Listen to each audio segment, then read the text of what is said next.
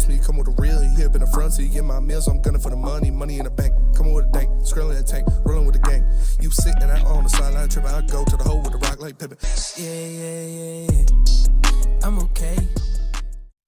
Welcome one, welcome all. The Woodward Heavyweight live on Woodward Sports. Make sure you smash that like button. For Nick, for Chris, I am Spencer. Eazy is stuck in traffic. He'll be here shortly. We got a jam-packed show for you guys. Obviously, Red Wings win in overtime. A huge win for them. Pistons, can't say the same. They fall short. I want to start with the Red Wings. Starting with the good things because, fuck that. So let's talk about the Red Wings. Obviously, they got on the board first. Johnny Burgers gets in there. He gets a snipe. There was a couple guys who stepped up big in this game, but the guy who stepped up the biggest was Simon Edvinsson. I've been asking for him to get more involved in the offense. That's exactly what he did in the overtime period. You got a big defenseman out there. If he can be an offensive player, that opens up a lot of things for your team, and he stepped up in the offense, made a move in the middle of the offensive zone, and put one in the back of the net for the winner. So shout out to Edvinsson, shout out to Johnny Burgers, Patrick Kane also getting on the net there. This offense has looked a little better in the past couple games. They're getting more shots on net. They're staying in the zone. They're more active when they're attacking the net and pushing the puck. So hopefully those are signs of things to come. Hopefully these are the situations from the Red Wings that we can expect going forward because they were fun to watch the past two games at least. How does this offense really get going, though? I know they're bottom three in the league in goals right now. How do you see this offense finally getting going? I think they need to overhaul what they're doing. I think they need to put a guy like Rasmussen in that top six. You need to put a guy that's going to have a big net front presence and stand in front of the net trying to tip shots, trying to make things happen. You need to put him up there with some guys. You need to put him so he's ready to go. And I think they need to speed some things up. We'll see what's happening going forward, but I expect them to shake up the lines a little bit. I expect them to do some things and make some things happen because they've been playing like dog shit up until these past two games, and we finally see their offense get active. We finally see these guys go out there and make plays. So I'm excited going forward, and hopefully this is a sign of things to come, though. So you said Simon Edvinsson had the game-winning goal. Are you sure it wasn't Michael Rasmussen? Yes. What a blow of a call. Jesus Christ. TNT hockey, that was embarrassing. They should be embarrassed by that. And yeah, just a completely wrong call by them. They said Michael Rasmussen. It was obviously not Michael Rasmussen. Simon Edvinsson got the goal, so shout out to him. But on the darker side of things, Ron Holland. Yeah. Ron Holland. We're going to get into the game later and break it down as a whole. Because it's not just all on Ron Holland. But Ron Holland does brick 2 free throws with 1 second left in a tie game. And the Detroit Pistons end up losing in overtime. Nick, immediate reaction. Is he the worst draft pick in the history of the NBA? Ron Holland played a very, very good game last night. Yes, he did. And he was a big reason why we got out to that early lead. But the bottom line is hit your goddamn free throws. I don't want to hear the excuse that you're a rookie. It was your first time in this big situation. You got bailed out on a call that I've never seen them make that call in history. I have no idea what that was. You can't alligator arm it. Go up there with confidence. Ron Holland didn't, obviously. He didn't look comfortable up there at all. No, he's not the worst draft pick at all. I'm not going to overreact and say he's a bust, but obviously got to get better at those free throws and his three-point percentage. It's fair. Chris? Yeah, I'm caught in this space where obviously you do have to not extend grace, but just add context and understanding to him missing those free throws. But you have to execute. I mean, that's just a fundamental. That's the easiest shot in the game. It's easier than a layup. It's free. easier than it's literally you're not guarded. It's free. So that was frustrating. That was disheartening. And I want to come up here and say, hey, at least we're just still in these games. At least we're still competitive. We're giving ourselves a chance to win. But I don't want to be greedy here, but I'm kind of sick of these close losses. I need to see this team starting to pull out these games because they are a good team, and they pulled it out against Miami. Now, granted, there was a little bit of luck involved in that too, but I want to see them start to pull these close games out more consistently because if they do, this is a team that is very, very much in playoff contention. Very much. I mean, right now they are in the playoffs if the playoffs were to start today. So they're a very good team. They have the chance to get into the playoffs, which is a dramatic step forward from where they were last year. And I know I'm kind of jumping the gun here, but I'm kind of getting sick of these close losses, man. I'm getting sick of these close losses. I understand. Preach. Yeah, no, you're going to need to win these games. When it comes down to it, these could be the games that keep you out of the playoffs. Exactly. So you're going to need to close them eventually, and we have a lot more to talk about on that game. What's up, Nick? The next 4 games, extremely winnable, and I'm actually going to be upset if they don't go out and win all 4. What game? That's where I'm Who's at. on the schedule? The 4 worst teams in the league, if you check out the schedule. I was looking at it earlier. I can't Toronto name it is another verbatim. cup game. Who is it? It's Toronto. I don't recall after that. Hornets. One Toronto, second. Charlotte. Yeah, You got to get it back against Hornets. These are games Exactly. you got to win. Yeah, you need to get that lick back. All right. And we need people to step up, especially that front court. You're at the Raptors, you're at the Wizards, you host the Bulls, and you're at the Hornets. You should win all 4 of these games. If you have been super competitive down to the wire with better teams than that, I expect you, if you are a different team, to act like it and win these games. Yeah. Those games are in the next week. Yeah, those are very winnable games. You should go out there and make some things happen. And like you said, Ron Holland played a great game. It was just unfortunate that he couldn't knock down one of those 3 free throws to win it. He's going to be kicking himself for that one. He's sick for that one. And there are some other reasons why the Pistons lost that game, and we're going to get into those later. But JB Bickerstaff, can we talk about him for a minute? Because just another one that if it wasn't for Giannis Antetokounmpo being Giannis Antetokounmpo, that would have been another oop dunk for the win, because he drew up another beautiful play to Ron Holland that unfortunately Giannis just made a play on it after getting beat. He made a freak play to get his hand in there and throw it off a little bit. So JB Bickerstaff has been so good going forward this season. I expect him to make some more calls like that, to make some more plays, and results in a couple wins rather than losses in overtime. Yeah, and that's what I'm most impressed about, because coming into the JB Bickerstaff hire, well, I was excited for it because of what he brings culturally to a team, the mentality that he brings to a team.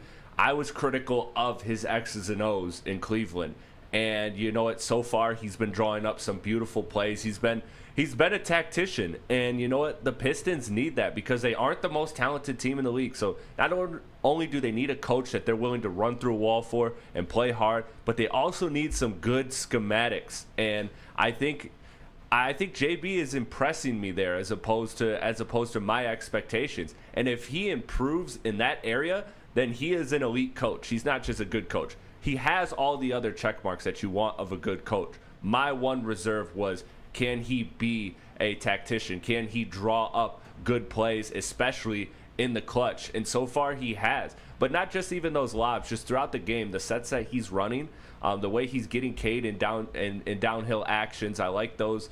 He's doing a lot of interesting things that I think really need to be highlighted. I think he needs to get credit for that, because I think that was a pretty common concern for him coming to Detroit. I think this was obvious, like one of 2 of the biggest coaching upgrades in the NBA. But then you look over at the Cavaliers, the team that got rid of them, they're 13-0. Yeah. Like that blows my mind win-win. that they're 13-0. Who was their head coach? Their head coach is Kenny Atkinson, who did a good job in Brooklyn and got an unfair shake there with the acquisitions of Kyrie and KD. Yeah, I thought Bickerstaff got an unfair shake in Cleveland, Yeah, but he it did turns too. out they needed a different voice in the room. But he seems to be the voice in the room that the Pistons needed after having a nothing burger of a coach. I mean, I'm thinking like he gets you at least 5 to 10 wins this year, 6 to 10 wins just on him alone from all these play calls I'm seeing. I mean, this is the first, 12 games of the season, 13 games, and he almost bought you the second win of the year just on a last-minute shot clock play. And Mitten Made here in the Woodward Sports Chat, I hope he's joking, but he says, shout out Beef Stew, got Giannis shook. Isaiah Stewart's the reason he lost that game, because he's a child. That was a childish play. You can't do that. How important you are to this team, how good you've been going forward, you're going to get yourself thrown out of the game for doing something stupid like that. Got Giannis shook. Giannis dropped 60 points. Yeah. Like, he wasn't shook. that was the reason the Pistons lost. If you look at me, you give me one reason why the Pistons lost is because Isaiah Stewart couldn't control his emotions. It was a bad play. You can't let that happen. He would have been extremely essential. They would have won this game by 20 points if he didn't get thrown out. 20's a lot, but they were up by 18. Yeah, I know, but this team can't keep a lead right now the way they're playing. Especially when one of their players, when they already are missing Jaden Ivey and Tim Hardaway Jr. and Fontecchio, you get yourself thrown out of a game. That's embarrassing. Yeah, you can't do that in the new NBA. Like the last 15 years, you can't make that play. What thinks you're getting away with it against one of the premier players in the NBA, they're going to make that call against you, Stu. It's like you're going up against LeBron. Now you're going up against Giannis. I love the energy when you are guarding them and you are putting the body on them. But to put a blatant call in your team, your team is at just such an extreme disadvantage when you go out and make that play. It was extremely dumb. Like, Ben Wallace would have gotten away with it, but Isaiah Stewart's not 20 years later. I need him to talk to another Wallace, and that's Rasheed Wallace, because Rasheed Wallace was a player that was a little bit of a loose cannon, but ultimately controlled his emotions in a productive way that led to great success for the team. And I think Stewart's that same type of guy. I think he's a fiery, passionate guy. The way he plays, I love, like you said, the energy he brings. He gets up for Anthony Davis, for LeBron James, for Giannis. These guys that are bigger than him, stronger than him, have more cachet in the NBA. He gets up for those matchups every time, and I love that about him. But he needs to, he needs to walk that line. We see this with Draymond too. I think that those type of players, you need to learn how to walk that line. And I think having a conversation or having multiple conversations with a guy like Rasheed Wallace, I think can really do him and this team very well. Because I agree, Spencer, with Isaiah Stewart, this game doesn't get to where it went. Yeah, I agree. I think they win this game. They win this game handily if Isaiah Stewart doesn't crash out. It's literally what he crashed out, got kicked out of the game, and lost his team the game, a game they should have won. Yep. We're going to go to break. We're going to be joined by John Lepak coming up pretty soon of Kronk Boxing Gym. He has been working with Jake Paul in Jake Paul's corner. He also worked personally on 16 Mike Tyson fights, so he knows a lot about the two guys that are going to be duking it out tomorrow. We're going to talk to him. He is live on site in Dallas. I'm excited to pick his brain about what's going on in one of the biggest boxing matches in a while, honestly. So I'm excited to pick his brain about Jake Paul and Mike Tyson and what's going on there. Shout out to Kronk Boxing Gym here in Detroit. They're making a resurgence, so make sure you check them out. We're going to go to break, though. We'll be back. Tell us about Feldman, Nick.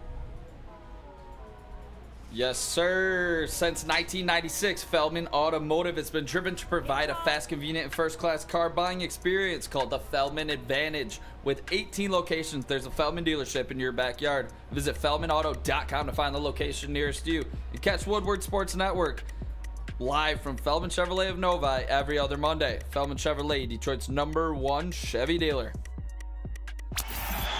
You're an ugly guy.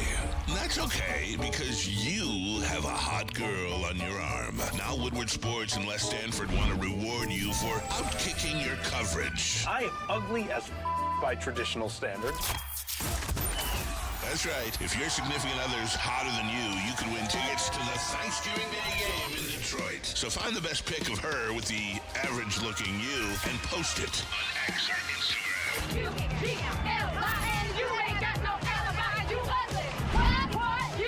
Make sure you tag at Woodward Sports and follow us to enter. We'll announce the winner November 25th. Then you and your much better-looking lady will get tickets to watch Dan Campbell and the Kneecappers. We're going to buy the kneecap off. Inside of Ford Field on Thanksgiving. So find the best pic of her and the worst pic of you. And show us all how you outkicked your coverage.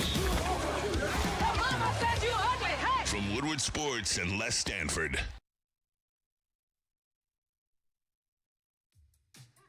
How do people feel about getting a Planet Fitness membership for $15 a month? How do they like working out in a clean and spacious gym that's filled with equipment for every workout? And how about free fitness training in the judgment-free zone that leaves them feeling energized all day long? Join Planet Fitness today with the free PF app, online or in club, and start getting that big fitness energy for $15 a month. It's The New Holland Brewing Company Lions pregame watch party. Every Lions home game live from Second Best Bar, Detroit. Enjoy the pregame hype with a live broadcast every week with Woodward Sports personalities like Neil Rule, Sean Belegian, and the Heavyweights.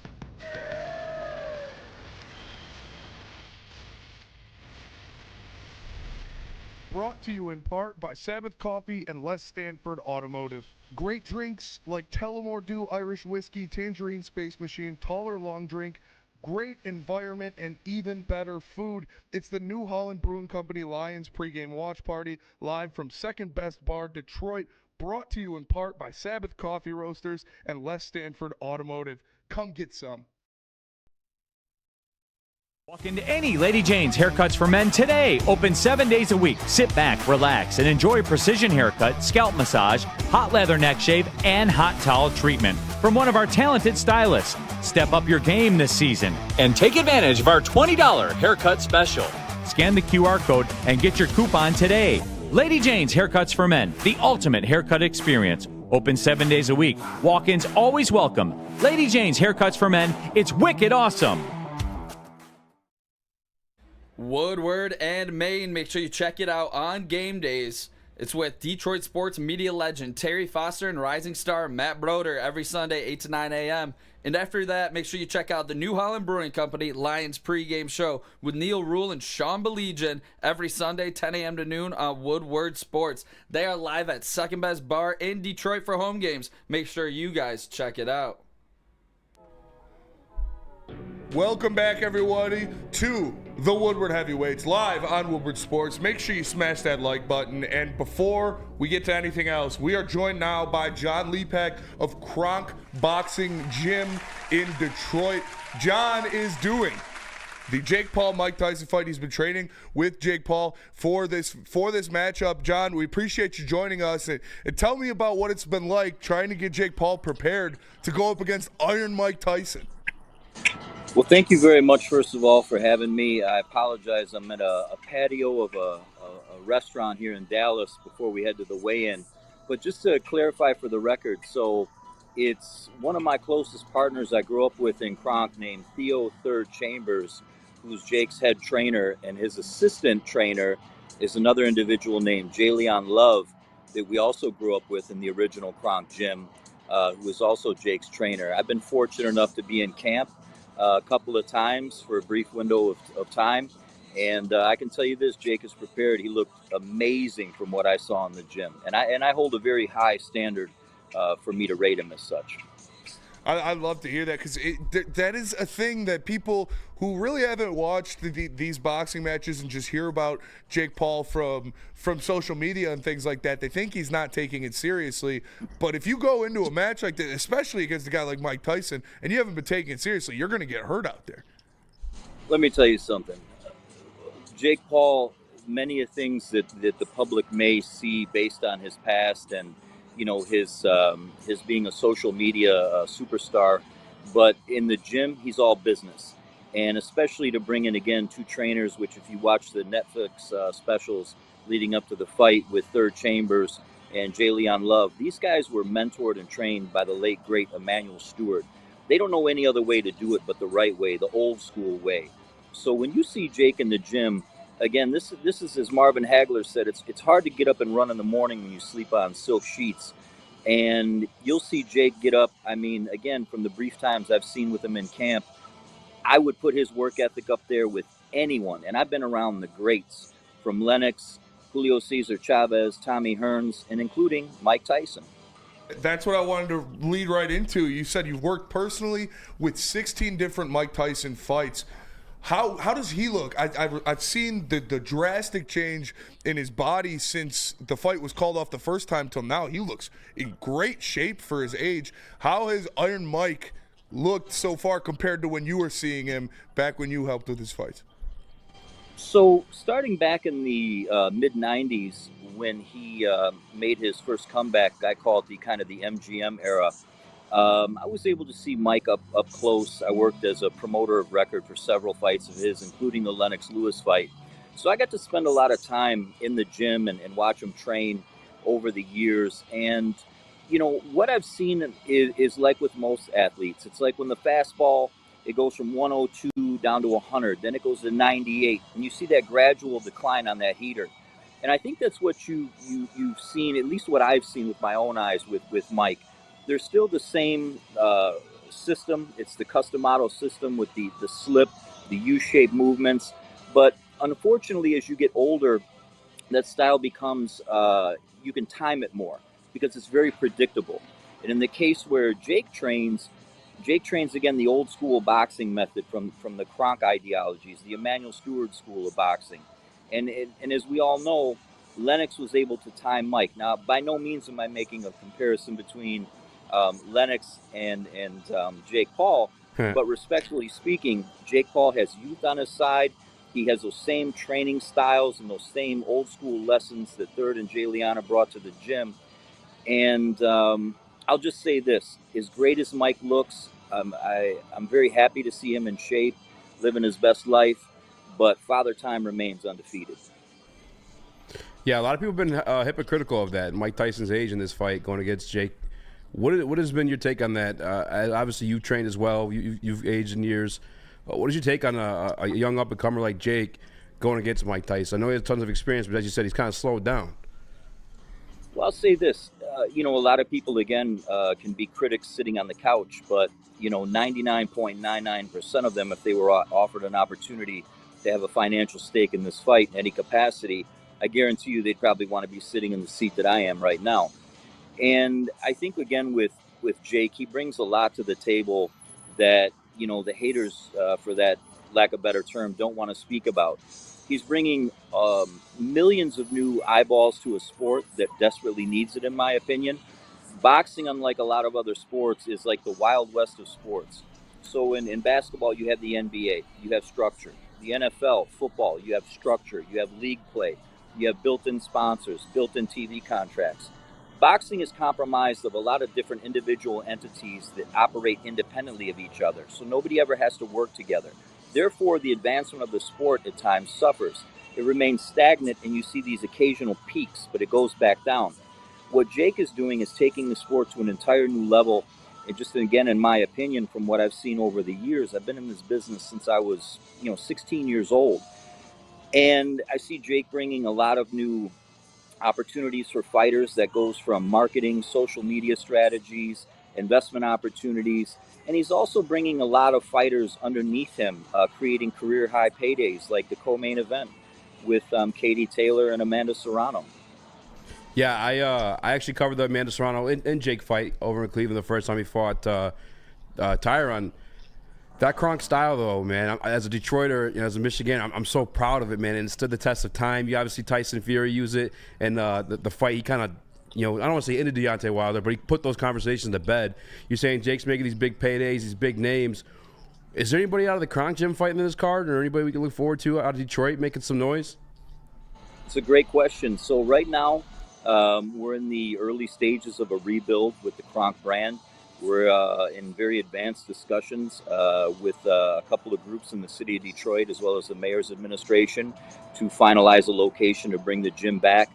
We have a couple of prospects that we're very close to inking a deal with. I won't get too much into it right now, but I can look right through the window of where I'm dining at, and our CEO's in there, alongside Tarek Salmasi, another one of our contenders from the Kronk days, and Jake's head trainer, Theo Chambers, who will be heading up the gym as one of our head trainers there. So you can expect some big things coming soon. That's what's up, man. I'd love to hear that, and we see it in the chat. People are excited. Kronk, legendary name in boxing in Detroit. It's an amazing thing to have that come back and to be a real thing. People want to support. Where would they go, or what could they do to help support Kronk and its resurgence? No, I appreciate it. And I just want to say thank you for all the love that we receive from our fans. Trust me, I catch a lot of heat right now for our backing with Jake, but I'll say this, number one, if Jake didn't take the sport serious, the Kronk name would not be behind him. And we always support our Kronk brothers like Third and Jay Leon. So we're 100% in the corner of Jake Paul. You can learn more about us at kronk.com. And you can also follow us on our social medias at Real Kronk Gym. That's so sweet. I'm so excited to have that name back in Detroit. And John, before we let you out of here, Jake Paul, he's made a leaps and bounds since he first started in here. You said you've seen some of his training and preparation for the Mike Tyson fight. Where would you say he's improved the most since he first put on the gloves? Fundamentals, without question. You know, when you watched it a little bit of it on the Netflix special, where Third gave this beautiful example of people look at a tree and then some people want to come in with the scissors and trim the tree and it looks good. Third went down to the roots, broke Jake all the way down to the fundamentals, worked on footwork, balance. We call it that 60-40 transition, where you're pushing that 60% off the back foot, delivering that powerful knockout right hand. And I predict that's what you're going to see on Friday night, Jake Paul by stoppage. Man. Ooh. I'm not a fan of that. I hated when he got back with Kronk, because everyone who goes to Kronk ends up knocking out their next opponent. I'm not a fan of that. I kind of Mike doing this one. Fellas, I love Mike. Like I said, listen. I've been to Mike's house so many times. I was at his wedding. I walked him in the Hall of Fame. I have a lot of history with Mike. I love Mike, and I forever will. But right now, you know, this is business, and I'm rolling with Kronk all the way, Team Paul.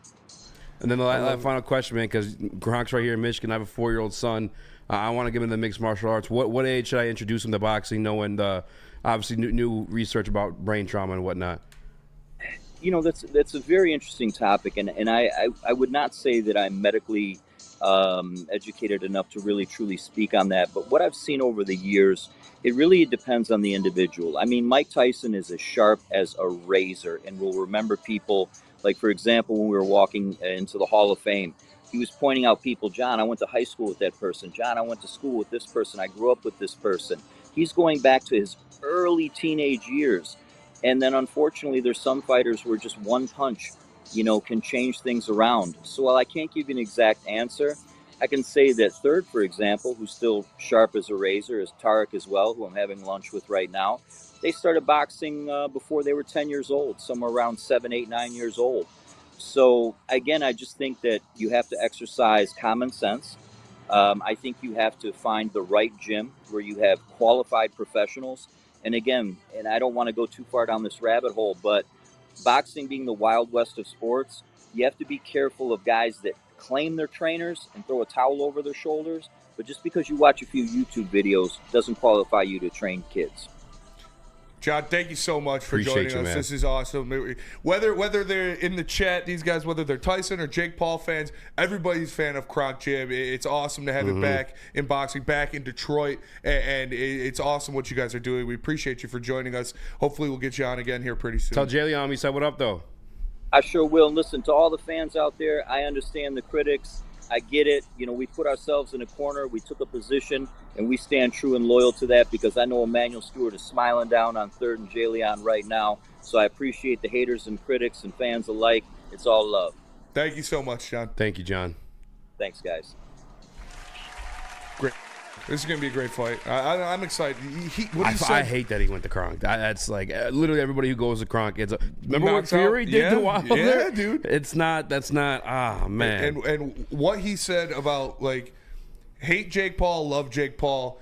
Gotta respect. He's putting so many eyes on the sport of boxing. This is the biggest boxing match since Floyd Pacquiao. Like, it really is. And he's bringing so many new eyes to the sport. He's bringing a new demographic to the sport. And like you said, he's taking it serious. So, yeah, this, I don't know, dude. I'm not a fan of, obviously, 6-year-old Mike, but yeah, it's the Kronk style. I guess I'm excited to see Jake do it. I guess. I don't know. I'm a casual, and I'm all in. Yeah. Yeah. You know, I'm not into fighting like that. I'm all in for this one. And honestly, from that interview, I think Jake's going to have the right ways to go about attacking Mike. I mean, we'll see if Mike lands a big one. Obviously, I think that's everybody's thought. But, I mean, what better guy to have in your corner? Yeah. The way I like broke into podcasting, we talked about, I think just yesterday with Eric Andrews and stuff like that, who's fighting this Saturday, by the way. But, like, it's through, like, the fighters. And, like, one thing that's true is, like, you could say Jake did Disney, you could say Jake did YouTube and all that stuff like that. It takes a certain type of breed to stand in the ring with a killer, man. Do that. Not just that, but the commitment to training and shit like that. Like, it's a lot, man. And he's brought like you said, relevancy back to boxing. He's devoted his life to it. He really put has. money back in the pockets of the people in the Kronk. I mean, they're reviving the Kronk gym. Yeah. Unfortunately, off the back of Jake Paul. You know what I'm saying? So like they kind of have to take that opportunity, and now that restores the pride of Detroit. Kronk boxing is like Tommy Hearns. It is like, everything with Detroit. Man. Yeah, it is Detroit boxing is Kronk boxing. So it's awesome that it's coming back. Whether Jake Paul or Mike Tyson wins, Kronk boxing wins. Who you got? It is huge. I got Jake Paul. Yeah, I mean, I do too. I love Mike Tyson, and I want Mike Tyson to win, but it's Paul's young. He's actually like it's not like it's a weird place. It's not man. like this is Logan Paul. Mm-hmm. Like when Logan Paul boxed a couple times, he wasn't dedicating his life like Jake to being is. a bot. Jake Paul. Jake say what could you want about just him. as easily make $1 million still making the fart joke videos on YouTube. But He's instead, dedicating his life he's getting to boxing. punched in the face. Yeah. Trying to get better at their sport. And Kronk, he said Kronk training is like, it's a lot of sparring. Say what you want about him, think what you want about him. I've definitely shared my piece, but hats off to him for dedicating his life to boxing and getting in the ring with killers. I'm pretty sure they're one of the founders, pioneers of the Shark Tank, where you just hop in a fresh partner every round. Yeah. We'll see Saturday, man. Current odds on this fight, fellas. Jake Paul minus 205. Mike Tyson plus 168. The books are with Jake Paul currently. So if you're feeling great about Tyson, there's some money to be made. But you get with Kronk Jim, you knock people out. That is a tale as old as time. Like it's been happening for a long time. Yeah. So we'll see if it continues Friday night. I'm gonna be watching. It's on Netflix too, which is crazy. For free. For free. If you have Netflix, the fight is free. You get the fight for free. That is awesome. My dad's gonna watch a Mike Tyson fight. I'm gonna watch a Mike Tyson fight. We didn't get to watch him in his prime. Yeah, I mean we saw him fight. Roy Jones. We didn't get to see Iron Mike, and he looks good for his age compared to what he did. Remember the first weigh-in they did before the fight was canceled? I think he looked better then. No, he looks good now. Did you see him at the weigh-in? I think he looked better then. I don't know. I think he looks way better now. He looks bigger. I'll tell you what. This will be the true test of science. Yeah, and SARMs. It's like what's that and stuff like what's that. What's that like folk tale about the guy who was like the railroad machine? He was like trying to beat the railroad machine and putting in stakes like into the ground. No clue. It was like a man versus Gilgamesh. No, I was kidding. Gilgamesh. No, I can't remember. I'm sure someone in the chat remember. Maybe it's just a thing. I remember again, like some other things. But it was like a guy going up against a machine to put in stakes in the railroad, and who could do it faster. And he wins, but he dies at the end. Yeah. Which, oh shit. I mean, what are you trying to say? Is Mike Tyson gonna die tomorrow? No. What are you saying? It's like man versus science, like man versus age, and the future is now, old man. Unfortunately. Yeah. John Henry. So everybody's saying John Henry. So I just want to know if Mike does win, I want to see what that science does to like a Jake Paul. You know? I mean, golly. Dude, if there's anybody that could win win a boxing match at the age of 60 years old against a 27-year-old, it's Iron Mike Tyson. Yeah. John Henry. Yeah. You don't remember that? No, I never heard that story. Oh, you should look it up. It's a good one. It should be good. I've been watching The Wire. But The Wire is goated. Who's your favorite character? How far are you in? I still like Avon. I don't know if he's. Oh, dude, Avon's goated. Yeah. Yeah. I mean, he was a boxer. You know what I'm saying? Avon's goated. I mean, just Bell. The coolest shit about it is that it's based off a true story. Yeah. And like I used to go to school to be a cop, so like a lot it's raw detailed. Bro. Yeah. Like detailed shit in there, like waiting in the crime lab, so fucking for the fresh body, like the history of Baltimore Police Department being kind of like corrupt and a little race, like it's like. I don't know, man. It's like it's real. It's good. It's good. the best show of all time. Just wait. Every season it gets better and better and better. Season 4 of The Wire, it's called It's kind of progressive too. Before its time. Yeah. Like Kima or whatever, like her being like a little lesbian, and then Omar, yeah. Biggest savage in the show, just gay. Gay as hell. Yeah. That's the dominance. Yeah. Stab his dominance. Yeah, dude, Omar is goated. Bodie's Mitten Maid. Bodie's one of the best characters too. Mitten Maid Bodie. Why is he Mitten Maid? No, Mitten Maid is the name of the person in the chat. Oh, okay. He said shout out to Mitten Maid. Bodie is one of the Don't tell me. GOAT characters of the whole series. I'm episode 5. Bodie's from the first season. Yeah. He spits. Don't tell me nothing. I don't know. No, no spoilers. Too much. If you spoil something, I'm gonna block you. All right, let's go to break. I'll tell you about Planet Fitness. Planet Fitness, the home of the judgment-free zone where anyone, and we mean anyone, can feel comfortable and work on their fitness goals. Find a Planet Fitness near you at planetfitness.com. You can get a full-body workout in 30 minutes, and all memberships include fitness training. Or you can upgrade Black Card, get some amenities like hydro massage, total body enhancement, and all of that good stuff. Find a Planet Fitness near you at planetfitness.com or sign up. Planet Fitness, where fitness is essential. Love Woodward Sports? Love wearing clothes? Then you should be wearing Woodward Sports clothes. Check out our full line of merch at woodwardsports.com. Just click on shop. We have all your favorite designs, like Dan Campbell kneecaps, Woodward Golf, and of course, our own logoed out merchandise. Men, women, infants, kids all love Woodward Sports. Impress your friends. Impress your boss. Impress your dog. Buy Woodward Sports merch today.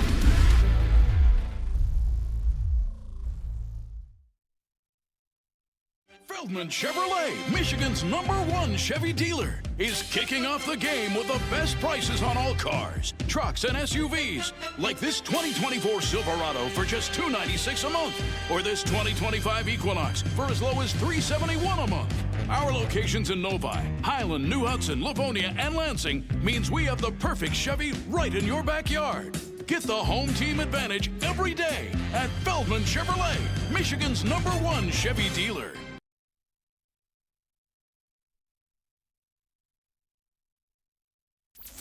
Is that an octopus in your pants, or are you just happy to see me? See what I did there? Go Red Wings! From Octopi Experts, Woodward Sports.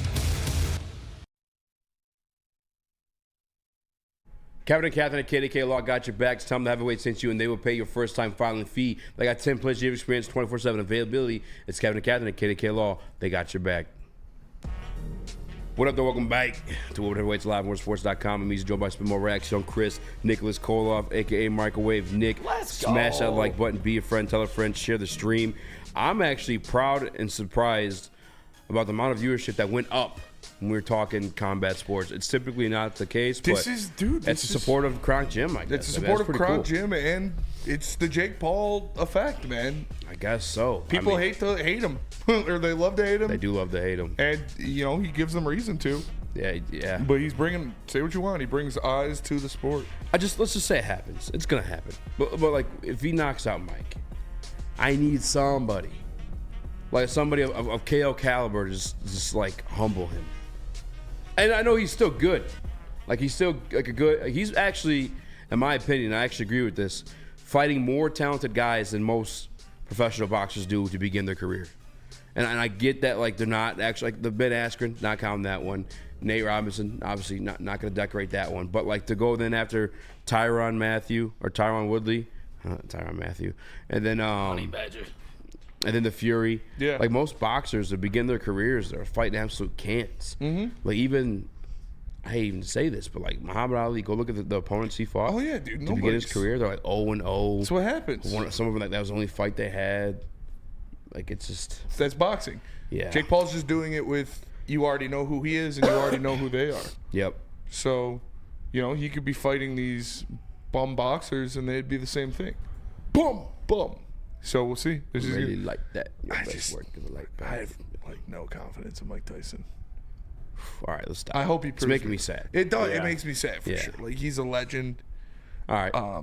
I hope he proves me wrong. But speaking of one-sided ass whoopings, the Detroit Lions face the Jacksonville Jaguars this Sunday. And initially wrote this topic out as where can the Jags threaten Lions? Huh? Speaking of Sunday, maybe Terry pops up. Yeah, Sunday.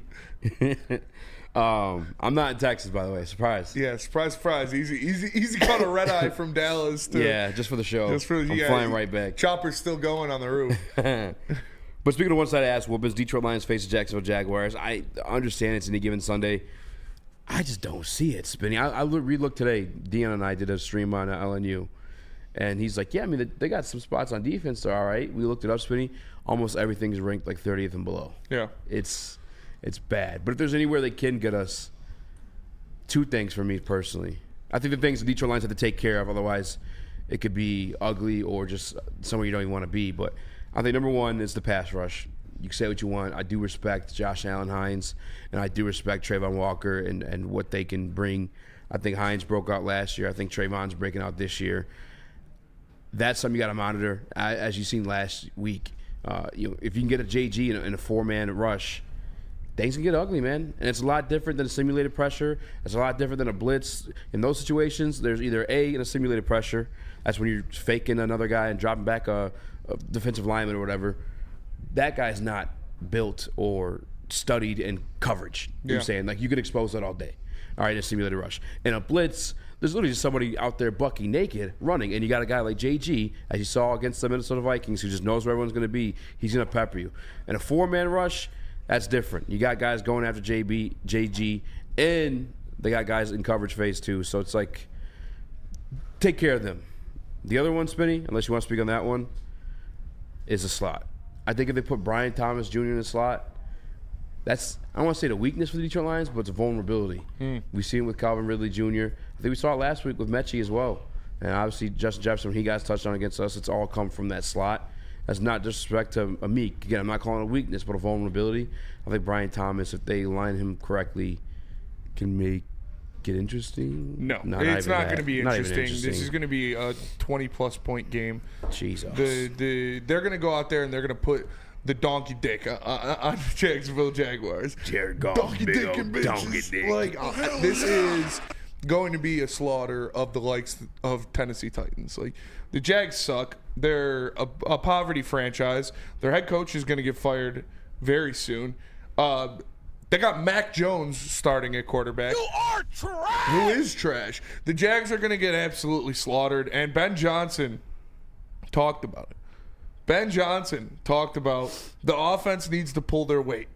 Yeah. He said that the defense and the special teams have been playing so well that the offense needs to pull their weight. We're going to get more into that after break. But first, let me tell you about Sabbath Coffee. Please. Sabbath Coffee Roasters, delicious, locally sourced specialty coffee delivered right to your door. Just subscribe at SabbathCoffeeRoasters.com. Use code word Woodward to get 25% off your first subscription order. Sabbath Coffee Roasters. Wake up, enjoy game day right, and choose Sabbath Coffee Roasters.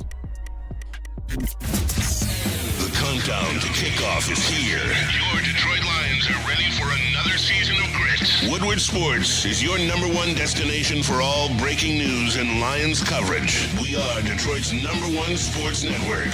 We are Woodward Sports. Walk into any Lady Jane's Haircuts for Men today. Open 7 days a week. Sit back, relax, and enjoy precision haircut, scalp massage, hot leather neck shave, and hot towel treatment from one of our talented stylists. Step up your game this season and take advantage of our $20 haircut special. Scan the QR code and get your coupon today. Lady Jane's Haircuts for Men, the ultimate haircut experience. Open 7 days a week. Walk-ins always welcome. Lady Jane's Haircuts for Men, it's wicked awesome. Congratulations to the real coach of the year, Motor City Dan Campbell. Just put your head down and go to work. It's about to be fun, man. It's about to be fun. Woodward Sports. Want to know where the best pregame Lions party is November 17th? Detroit's very own second best bar located at 42 Watson Street. Join us for the ultimate fan experience. Enjoy some smooth Tullamore Irish whiskey while catching the Woodward Sports pregame show. Only at second best bar in Detroit. Make sure you come check it out. Brother, I love you. Appreciate you rocking with us here on Woodward Sports Network, where we cover all things Detroit sports. I am Eazy Spinmo Rex. Give it up. This blind faith in this Bears organization. I mean, that place is an absolute dumpster fire. You have two #1 wide receivers there right now, and you couldn't get anything going. Team sucks. I would just hold off sucks, on the trash talk. Defense sucks. Like it's so the Bears. If anybody's been watching longer than you, Dim and Dice, this show specifically, no, I fucking hate the Chicago Bears more than any other organization. It's to a point where I feel bad for you guys. Like, I would just reserve trash talking until you got something. Not even like you can't even talk shit this offseason. You have to wait 4 games in until because even this year you guys had like 4 wins and thought you were doing something. No. Defense is bad. I thought the defense was going to be good. Defense is good. The offense is horrendous. I don't know. The defense got dog walked by Kyler Murray. I don't remember that game off the top of my head. But, I mean, you give them enough shots when the offense isn't doing dick, yeah. I mean, something's going to click at some point, you know? But they just got to stop. Another year, another quarterback who doesn't throw over 4,000 yards in Chicago. It's pitiful. 2 number 1 wide receivers. Never had a quarterback throw over 4,000 yards. Mic drop, I win, you lose. Smoking Jay Cutler, the best quarterback in franchise history. Yeah. Legend. Love Jay Cutler. I loved him only because we beat the fuck out of him. We used to beat him up. That was Ndamukong Suh's bitch. Nick Fairley body slammed him in the end zone. Oh, dude. I remember, like, clean hits, in my opinion, to this day. That was not a clean hit. I don't know about Nick Fairley. I'm not talking about that one. But like, Ndamukong Suh, not all of them. I mean, there was probably one I'd say, okay. But there were, like, the one where he, like, almost tripped him backwards and threw him down. That's not illegal. You're allowed to do that. But he did it so ferociously, they're like, fuck, we got to throw a flag on there, right? I mean, he fucking just tore this guy in half. Yeah. Caleb Williams, the 4th best quarterback in his own draft class. Hate to see it. Bears did it again. Damon Dice, again, love you. Appreciate you, like, rocking with us, supporting us. I would just hold off on just any optimism. Yeah. Just pause it. You know, sometime next year, 4 games in, after some actual assessment, maybe resume then. But for now, like, it's not even fair. Super Bowl Wilson says Ryan Poles is a bumbling idiot. That is facts. I had Bears fans trying to tell me he was better than Brad Holmes. Yeah. And to be honest, the best move he made, in my opinion, wasn't even like him outclassing another general manager. He was dealing with the fucking Panthers, who are even more of a shit fire than what you guys are. I mean, it was literally a bag of shit on fire talking to a piece of shit in the Bears. Yeah. That was the deal that was done. Like, he was not outsmart anybody. He was dealing with David Tepper, who was the worst owner in sports right now. By far. I mean, is there anybody worse than David Tepper? No. Not really. He didn't get over on anybody. But Jerry Jones. Jerry Jones. That's fair. Creeping up there. Creeping up to his grave is what he's creeping up to. And the only thing, and this is like where like I'll give him leeway, is at least they had like money tied into like different situations. Like, they were kind of cap strapped a little bit. But he went all in. With Eric Kendricks and Ezekiel Elliott. If you're because here's the reason why he's able to say those things, right? You have the shit-eating Cowboys fans who just buy everything up every year because they don't know fucking ball. They're the McDonald's of football fans. Like, just the most generic garbage, and they'll eat it up every single time. And obviously the Chicago Bears were that too. To be fair, I won't say that about the Chicago Bears fans leading this offseason because we had some expectations ourselves in this show. You guys just didn't live up to them. Piss poor. It's fair. Same old Bears. Same old Bears. Nothing gonna change. Detroit Lions, king of the North. Ain't nothing gonna change. Yep.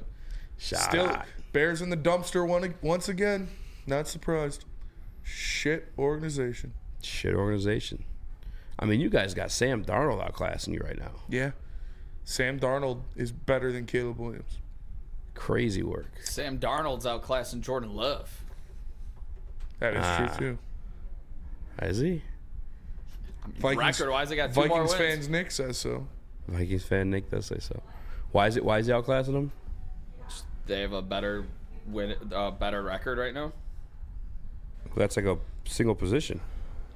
Okay, back to this story. Football's a team game, of course.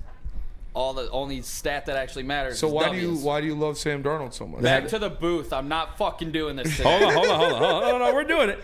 Back to the desk. Sam Darnold. How do you feel about Jordan 17 Love, touchdowns, and why'd you rank him higher than 10 Jared interceptions. Goff before the season, Eazy? Because he's a better quarterback than Jared Goff. Like, just and you're sticking by that. Yes, absolutely. I am sticking by that. It's okay to admit you were wrong. It's okay to admit it. I'm not wrong. Jared Goff's in a better situation right now. It's just a third year in the Ben Johnson offense, the cohesiveness and weapons around him, and Jordan Love's also injured right now. Jared Goff has 1 less interception than Jordan Love right now, as we speak.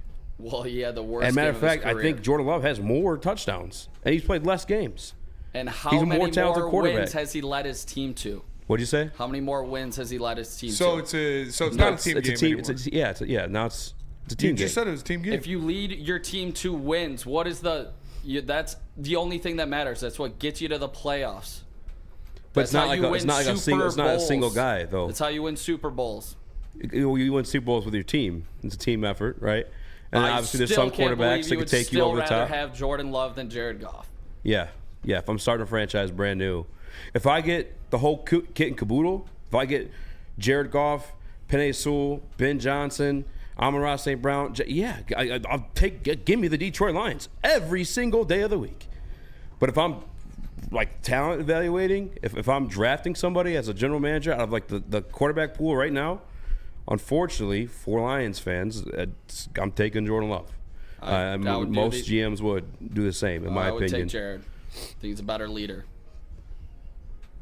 For sure. I mean, I could say he's a better leader. I believe that. I think that's half the reason they won that game last week. His calm, cool demeanor in a shit fest. I mean, bullets were flying, and this guy comes in the huddle every single time with the same delivery. I won't argue that. I won't argue that at all. I said Jared Goff is the best quarterback in the North, and I'm sticking by it. Leadership don't do it by itself, though. There used to be a guy named Tim Tebow. Yeah, Jared Goff's a better quarterback than Tim Tebow. No, for sure. I'm just saying leadership doesn't do it by itself. He's got more than leadership. Yeah. He's shown this year that he's playing at an elite level outside of last week. Yeah. Only takes you so far. Like college, great leader, took him to places. I'm just making an example. I'm saying, like, it's just, if you're drafted out of the quarterback pool right now, pure talent valuation, that's how most GMs would probably grade it for you. But we got our guy. He's the fucking man in Detroit. You're good enough for Detroit, Jared Goff. We got everything around him to win. Do you guys think you can question Caleb Williams' leadership at this point? I've questioned it before he was even drafted. He doesn't have leadership. I mean, that's why I'm saying. Do you think that's a part of the reason why they're struggling so hard? You got your wide receivers walking off the field. Yeah. You're like, that's poor leadership. It's not just on Caleb Williams because he is a rookie. So the head coach and the poor leadership from the head coach is definitely a big aspect of it as well. But yeah, he's not doing himself any favors. Maybe he should stop painting his nails before he gets a couple wins. I mean, in that instance, like, I just go back all the way to college where quarterbacks, they're supposed to, be the Jared Goff in that moment. Like, Jared Goff is a good leader. The calm demeanor, hey, we're good, everything's gonna be right, next game, next play. This guy, and it could have been in the season. I'm not 100% sure on that one, but like, instead of being that guy to his teammates, was in the stands crying in his mother's arms. Not a good look. Not a good look, and not a leader of men. It is what it is. So, like, yeah, that's terrible. The question is leadership. Maybe about for sure. 10 years in the NFL when his balls drop, when Gen Z take over and everybody's painting their nails. But right now in today's NFL, yeah, it's not. Like, that's the thing too. If he wins games, then he's a good leader. But he's playing like shit. 3 points. You led that offense to 3 points against the shitty, poopy Patriots. That's embarrassing. Yeah. I mean, honestly, you could still win games without being a good leader. I mean, maybe I'm judging him a little bit too hard, and I don't know him personally and the whole story, but Aaron Rodgers got a ring. He's kind of a... Yeah, but Aaron Rodgers only has 1 ring because he's an asshole. If he was actually a good leader, that's what I'm saying. They would have won multiple. No, that's what I'm saying. Like, leadership's and everything. Yeah. Is what I'm saying. But, like, I don't know, dude. This Caleb Williams experiment, you got everything around him right now. How? And to be honest with you, he's more inaccurate than I thought he was coming into the season. I mean, there's been opportunities to hit guys open, and that thing's fucking sailing. Caleb Williams might. It might. It's early. I'm gonna wait 2 more years, to officially stamp it. You can't call him a bust after 1 year. Not every rookie's gonna step in and have a CJ Stroud season. But if you're on a scale right now, it's tipping more towards bust for sure. But calling him a bust right now is asinine. No, I'm not ready to do that. But it's just leaning that way. Salty says, to be fair, the Bears O-line is completely garbage. That is true. Put a first rounder and Darnell Wright, right? Yep. I'll tell you what. Sophomore Burrow, granted his college teammate, but no offensive line there. Sacked 9 times in the AFC Championship game. Still won. I can't. Against Derrick Henry. And Mike Vrabel, great leader. And the other part of it too is like this guy, great leader. Some say the best. some of the sales pitches on Caleb Williams. Mike. Some of the things I assess Caleb Williams, and it's hard to do because it's not like X's and O's or by design, but like when shit hits the fan, running around and finding an open guy. Fan? It's Caleb. He hasn't done it. He's got all the talent in the world. Some people call him LGBTQB1. That's not for me. I heard that on Elon Musk's X. Elon Musk, But great some man. people are calling him. I call him Exciting Elon. Caleb Williams, I wouldn't draft him. I don't want you crying to mama. I need a man who's going to lead men in the battlefield. Crying Caleb is what I call him. Crying Caleb. Crying Caleb. It's a shame. And those Chicago fans, terrible, nasty people. Just nasty fans. They're the worst. The city of Chicago wants to be New York. It'll never be New York. I mean, it was fucking crazy. They were crowning themselves. And shame on you, Nick Wright. Crazy Chicago. Like Nick Wright, if you're, and I don't know if you're listening, but if this Yeah. gets clipped, Nick Wright, like, you fucking need to eat a dick on More that like one. Nick Wrong. You had them, more like Nick Wrong for goddamn sure. I remember specifically the day I stopped kind of respecting him and stopped like having like a little bit of, I don't know, some, I guess respect. Yeah, I'll leave it there. Is like Colin Cowherd, they were talking about the best player in the NFL. I think Colin Cowherd at the time was like 2017, 2016 maybe even earlier than that. Yeah. Colin Cowherd, I think, said Rob Gronkowski. I believe Nick Wright's answer was Odell Beckham Jr. Like, you're just a fucking clout sausage, bro. I don't like to pick the Chicago Bears to win the North. Somebody on Twitter told me he said he picked them to win the fucking Super. What is wrong with you? He did. Nick Wrong, as I call him, picked Crying Caleb and the Chicago Bears to win the Super Bowl. You got him flirting Terrible. with like a fucking playoff berth. You got him winning like 9, 11 games. The fucking division and Super Bowl. I haven't seen worse predictions than the Democrats' polls. Like you, Crying Caleb will never win a football game in this town. He never will. It's bad. He's bad. Crying Caleb. That's what you got, Chicago. Terrible, nasty people in Chicago. Yeah, he should shit in his hands and eat it. Nick Shit Wright. in his hands. I call him Poopy Pens. I call him Poopy Hands Nick. You look. Poopy Hands Nick? Detroit Lions, they shit their pants in victory. Nick Wright shits his hands. Caleb Williams shits the bed. Awful. He needs to hang out with Adam Rank while they're shitting each other. Jesus Christ. I mean, yeah. Honestly. What he had 11, 12 wins for the Bears as well. That They guy should does have it a every shit year, change. but Jesus. They should have a show called Rank and Wrong where they just do awful lists and awful predictions. I love that idea. Talk about good lists, though. Good lists. I don't know where the list comes in, but if you need a haircut, go to Lady Jane's. Power rankings. Haircuts for men. Stop in, sit back, relax, and get an amazing haircut from one of our talented stylists. Scan that QR code in the corner and get a $20 haircut. Not just a haircut, comes with a hot lather neck shave, hot towel treatment, and a scalp massage. Go in there. Lady Jane's, find one near you. Walk-ins always welcome. Lady Jane's Haircuts for men.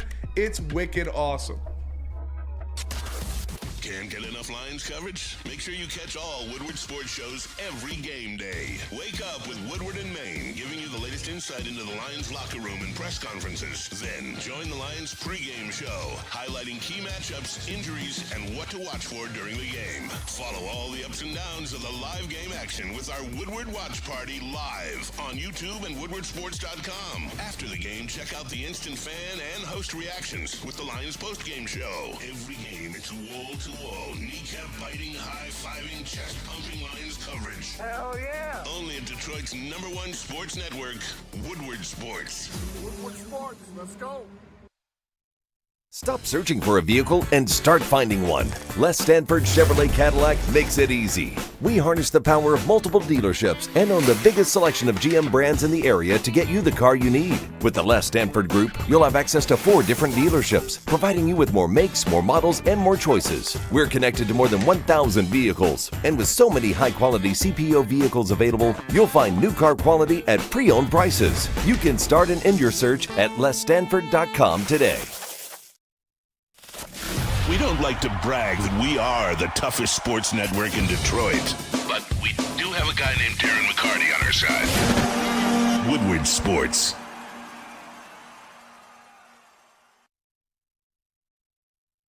Watch party and the post-game show, both at Hayes Social. Come out, hang out, have some beers. It's a great time. Great time. Hayes Social, wonderful establishment. Tap in New Holland Brewing Company, Sabbath Coffee Roasters, Soroki's Crispy Chicken and Pizza, and 1800 Tequila are sponsors. Come out, like I said, live every Lions game at Hayes Social. Buongiorno. Or even Dare Chief. And welcome back to Woodward Heavyweight live on WoodwardSports.com. I'm Eazy, joined by Spinball Reaction, Chris, Nicholas Koloff. Smash that like button. Be a friend, tell a friend. Tell 'em. And share that goddamn stream. Share it. Yeah. Spinny, we keep it rolling with Detroit Lions, or we get into the list that Nick was talking about. I'm gonna let you decide our fate. Because Ben Johnson, Aaron Glenn spoke to me today. We got some Lions stuff. Should we do that before the NFL stuff? Yeah. Let's get it out the way. Yeah, we should stick with the Lions, even though I want to talk about my number 5 team. Oh, that everybody shit. doubted. Are they playing tonight? They're not playing tonight. They just beat the team that's playing tonight. Russell. I think they're my number 5 team too. They called me a madman. All right, They did. let's keep going. Let's keep doing lines. We'll get in our power rankings. Okay. All right. So today Ben Johnson hit the podium, and he said, and I clipped it, but I didn't listen to Chris. But essentially, he said that he and the offense need to step up, pull their weight, and that's a lot of weight when you look at that offensive line. That is a lot of weight. And so, and I tuned in a little bit this morning, and they're having a conversation. It almost got heated. By the way, happy birthday, Flannel Sam. Oh, it's Flannel's birthday? It's Flannel's birthday What today. the fuck? Happy birthday, Flannel Sam. We should hit him up. Did you already go to the gym today? I did. No, I haven't. Okay. Well, maybe we'll do some Thursday night football shenanigans or something. But anyway, they asked the question. And as a defend the Glenn guy, as a house patience guy, I still would have slapped you in your face and called you crazy for ever asking this question years prior. But has Aaron Glenn been a better coordinator than Ben Johnson this year? Spin more X. Yes. Yeah, it's crazy to say because, no. No. Ben Johnson has been the better coordinator so far. He's got the number 1 offense in the NFL, even after last. I think they're number 2 right now. Well, they're going to be number 1 after this week. Who is fucking ahead of us, by the way? No idea. Maybe the Eagles? No, I don't know. But the Ravens, probably. No, Ben Johnson has been better this year. I said it on BDE today that Ben Johnson has been better, but Aaron Glenn has been more important. If we have another couple fucking stinkers on offense, then maybe Aaron Glenn's been better. But Ben Johnson, what he's done with this offense, it's just another year of the machine. The cogs keep rolling. He is just an absolute monster, dude.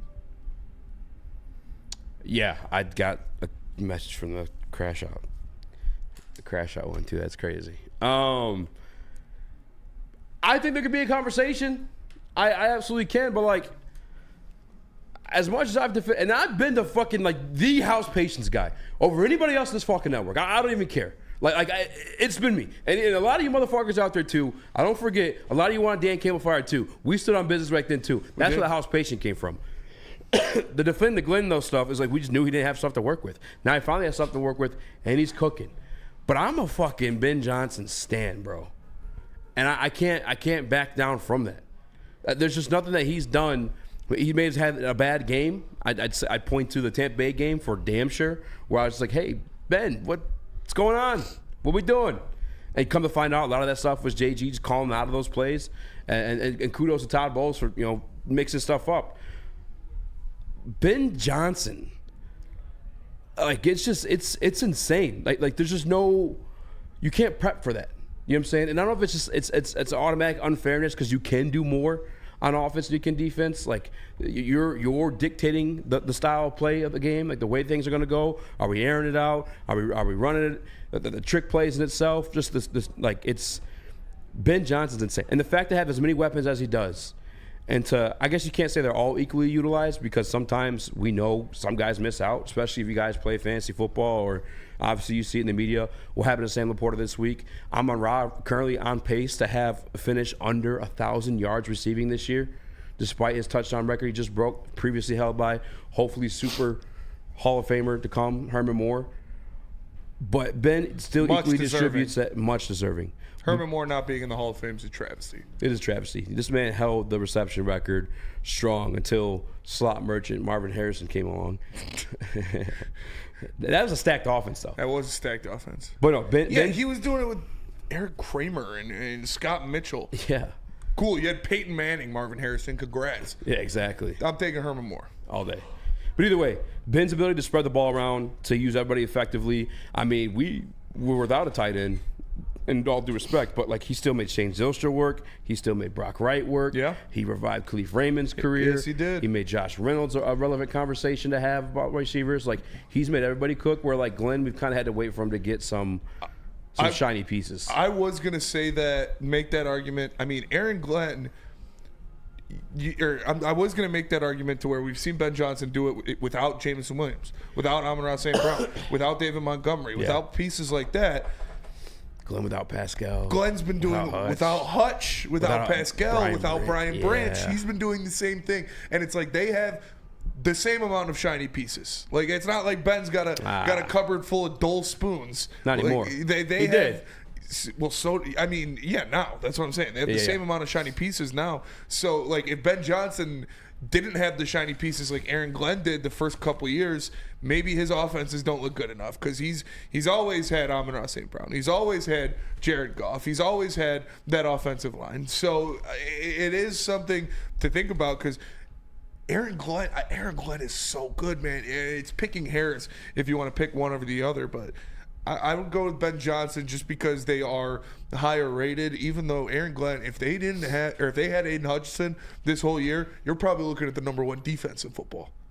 His haters are probably calling him the Jared Goff of defensive coordinators. Yeah, he's everything around the work. Kirby Joseph made Aaron Glenn.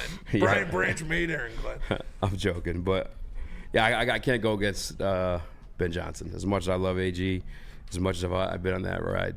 Where you at with it, Nick?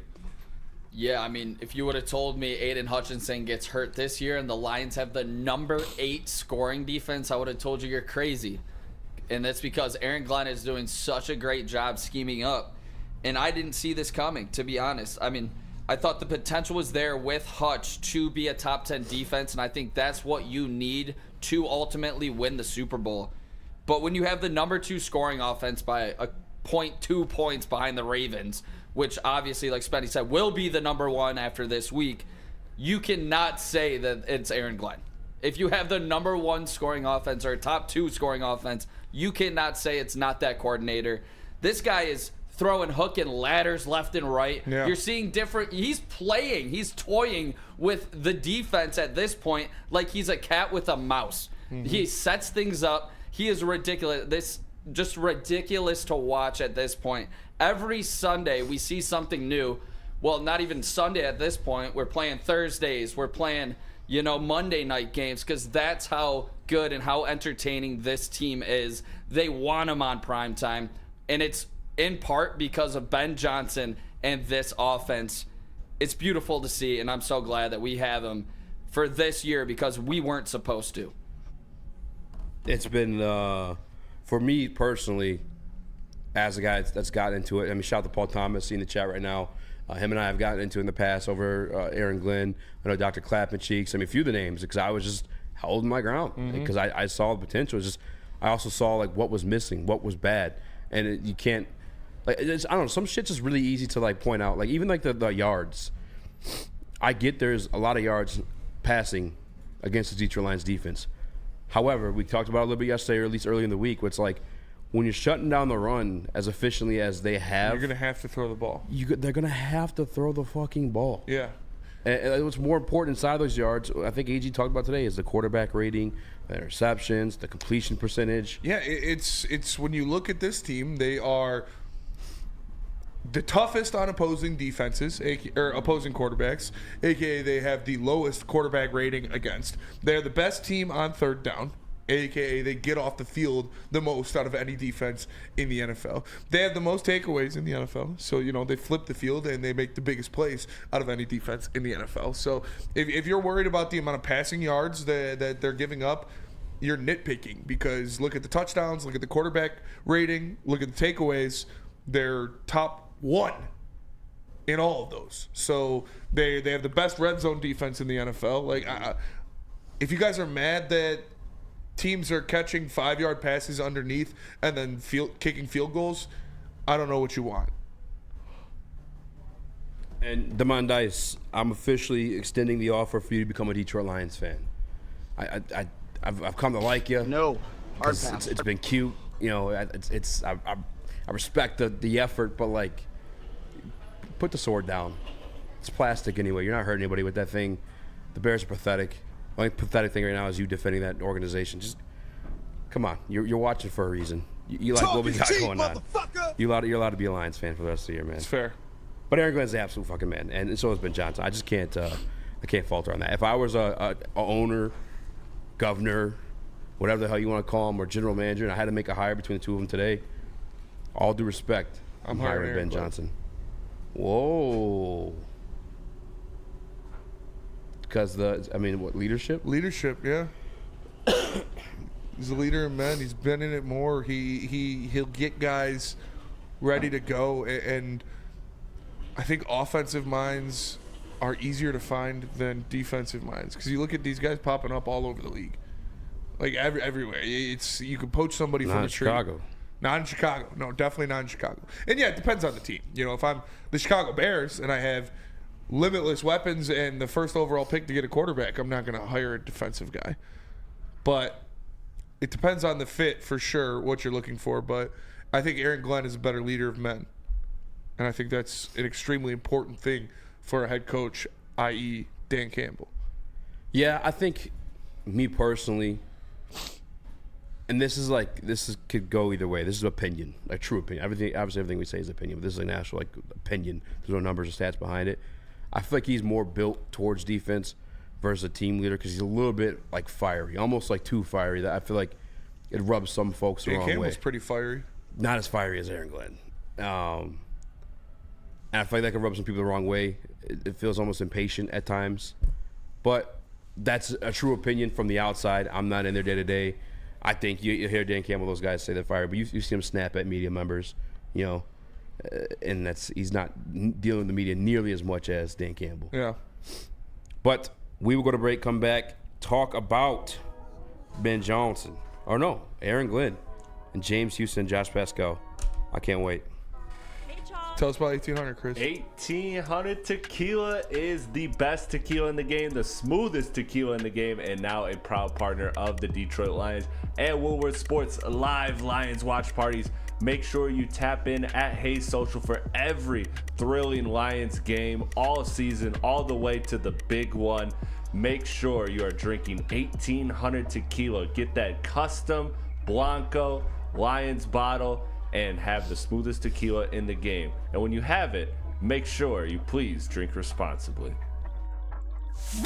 It's bear hunting season, and Dan Campbell is hungry for some kneecaps. If you can just get a hold of them and you start dragging their ass out to the deep, dark abyss, you can drown them. The Kings of the North are back for another year of the brand new Lions. Make sure you're locked in to Detroit's #1 sports network for all the news and info on your Detroit Lions. Woodward Sports, let's go. How do people feel about getting a Planet Fitness membership for $15 a month? How do they like working out in a clean and spacious gym that's filled with equipment for every workout? And how about free fitness training in the judgment-free zone that leaves them feeling energized all day long? Join Planet Fitness today with the free PF app, online or in club, and start getting that big fitness energy for $15 a month. It's the New Holland Brewing Company Lions pregame watch party. Every Lions home game live from Second Best Bar, Detroit. Enjoy the pregame hype with a live broadcast every week with Woodward Sports personalities like Neil Rule, Sean Belegian, and the Heavyweights.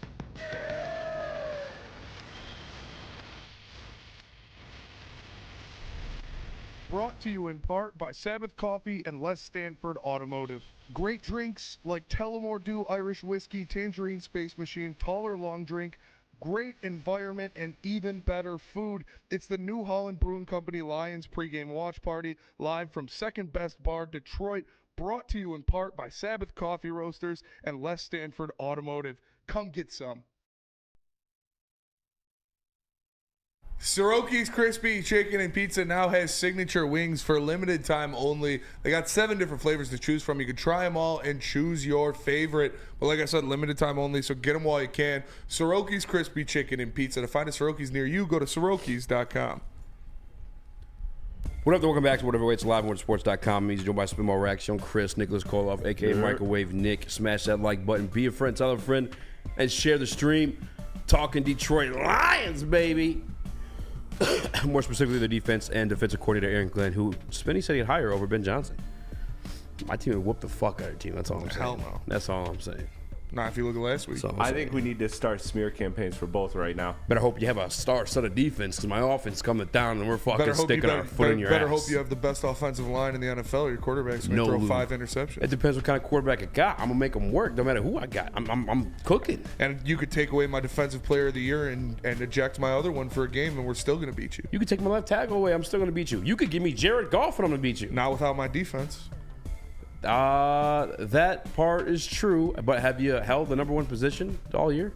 We would if we had our defensive player of the year. I mean, it's the first time you in top 5. I'm just saying you went familiar territory. Yeah.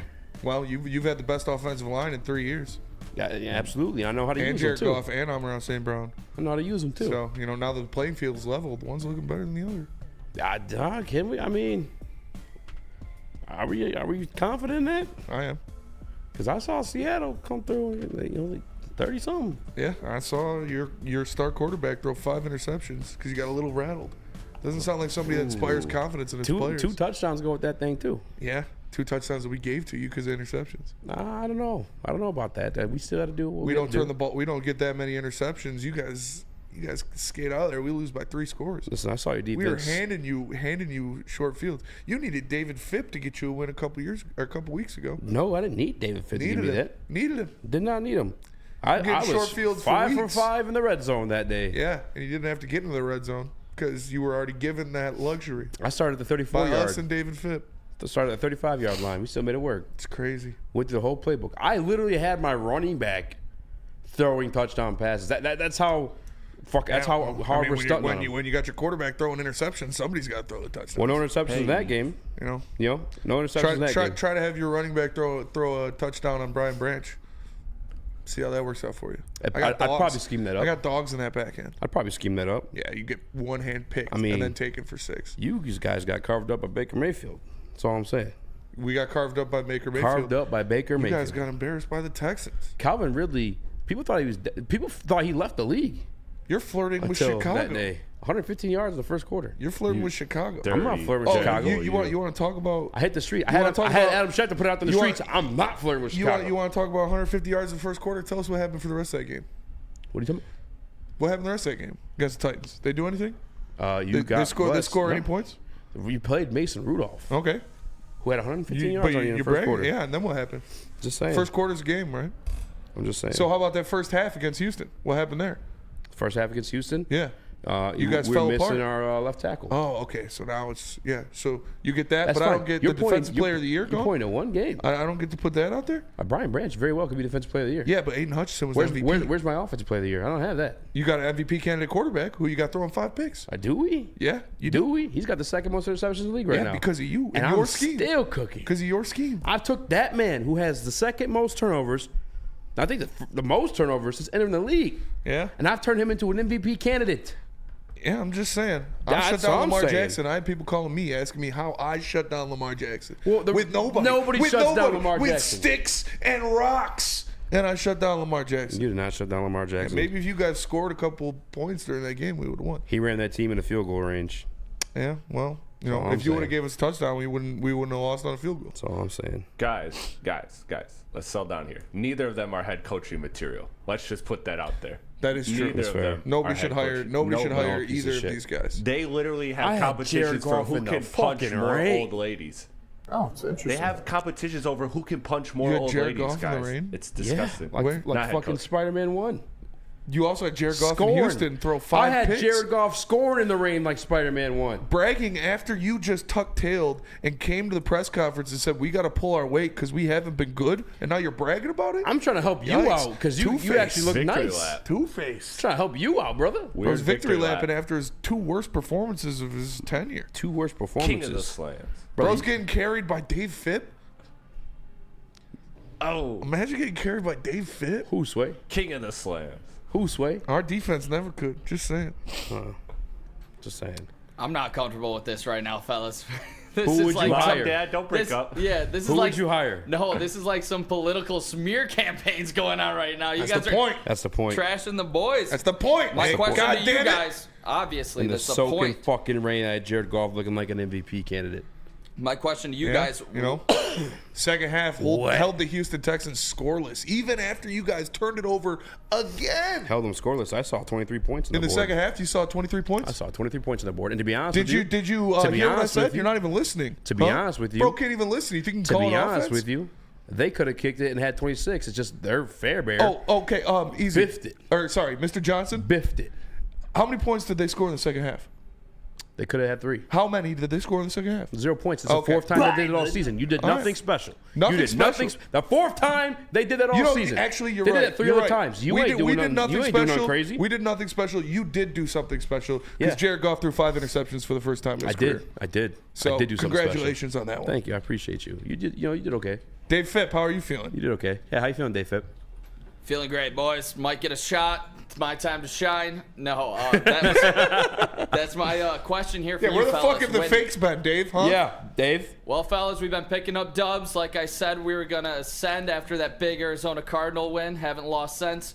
But my question to you guys is who fills in? Because most likely both of these guys are going to be gone if we look at it. These guys are doing a phenomenal job on offense and defense. Who are the guys in waiting where you still have confidence moving forward in our coordinators next year that may be in-house right now? It's Tanner Strand and Terrell Williams. I think Terrell Williams, I think, over Kelvin Benjamin at this point. Those are Kelvin Benjamin. Kelvin Shepard. Obviously, Kelvin Benjamin isn't coaching anything.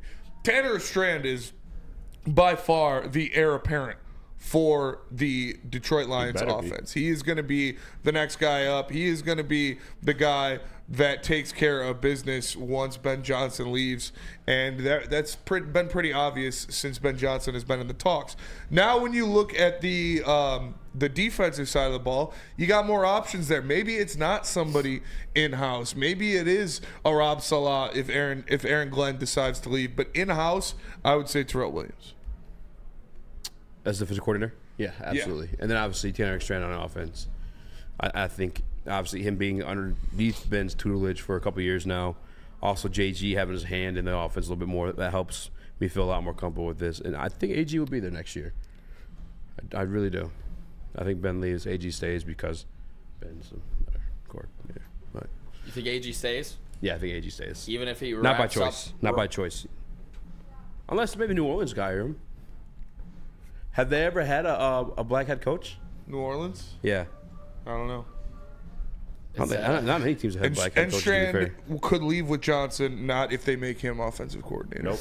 They can block it. Yep, if they upgrade, you know. If AG brings home a top 8 defense, though, you don't think he's going to get looks without Aiden Hutchinson? Not he got looks. He got looks last year. Not looks. You don't think he'll get hired, Easy? AG? After being voted, wasn't it number 1? Like number 1. That players would want to coach for. Yeah, he was number 1. Want to be coached by. But the players aren't the ones making the hire. You know? Yeah, but I mean, probably hold some weight, no? Like a little check on them. Who do you think is hired first? Ben Johnson, but it doesn't mean AG doesn't get hired. Racist. Also, I think that surprise. Gross. I mean, Jesus, God damn it. Well, you get a 3rd round pick if AG gets hired. So. The Rooney Rule. Oh, so that's the only reason you think he's a good coach? It's because he's black. You guys are horrible. I mean, I'm sorry. Pin me in this fucking corner. Spin zone. All right, when we get back, we're actually talking James Houston and Josh Pesco. Let's go to break. Caesar's Sportsbook. Caesar's Sportsbook, the official sportsbook of Woodward Sports. Scan the QR code, use code word Woodward1000 and get up to $1,000 back if your first bet doesn't hit. Caesar Sportsbook is the official sportsbook of Woodward Sports. You're an ugly guy.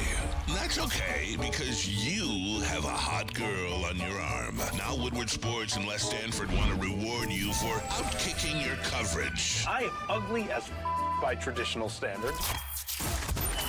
That's right. If your significant other's hotter than you can win tickets to the Thanksgiving Day game in Detroit. So find the best pic of her with the average-looking you and post it on X or Instagram.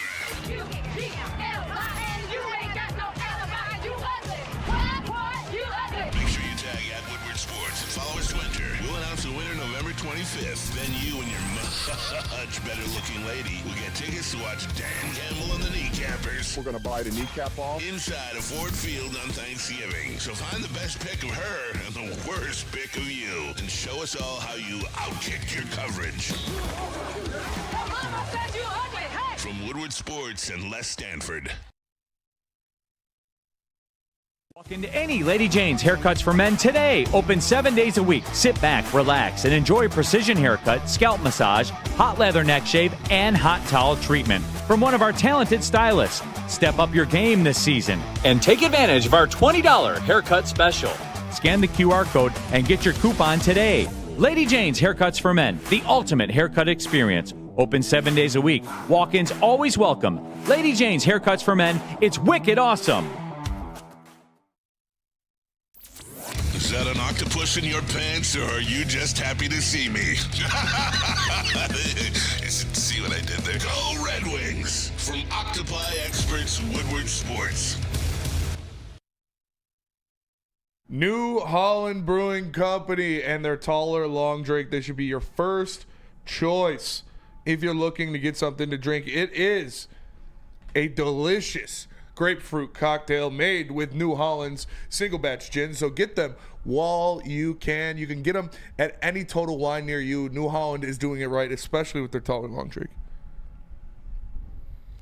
What up? Welcome back to Woodward Heavyweight Live on WoodwardSports.com. My boy Eazy, joined by Smell Raxter, Chris, Nicholas Koloff, a.k.a. Microwave Nick, Schmish, the like button B, friend, tell a friend, share the stream.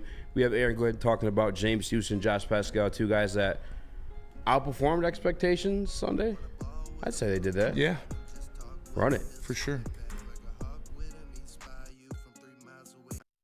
It's you. Aaron Glenn video? Aaron Glenn video.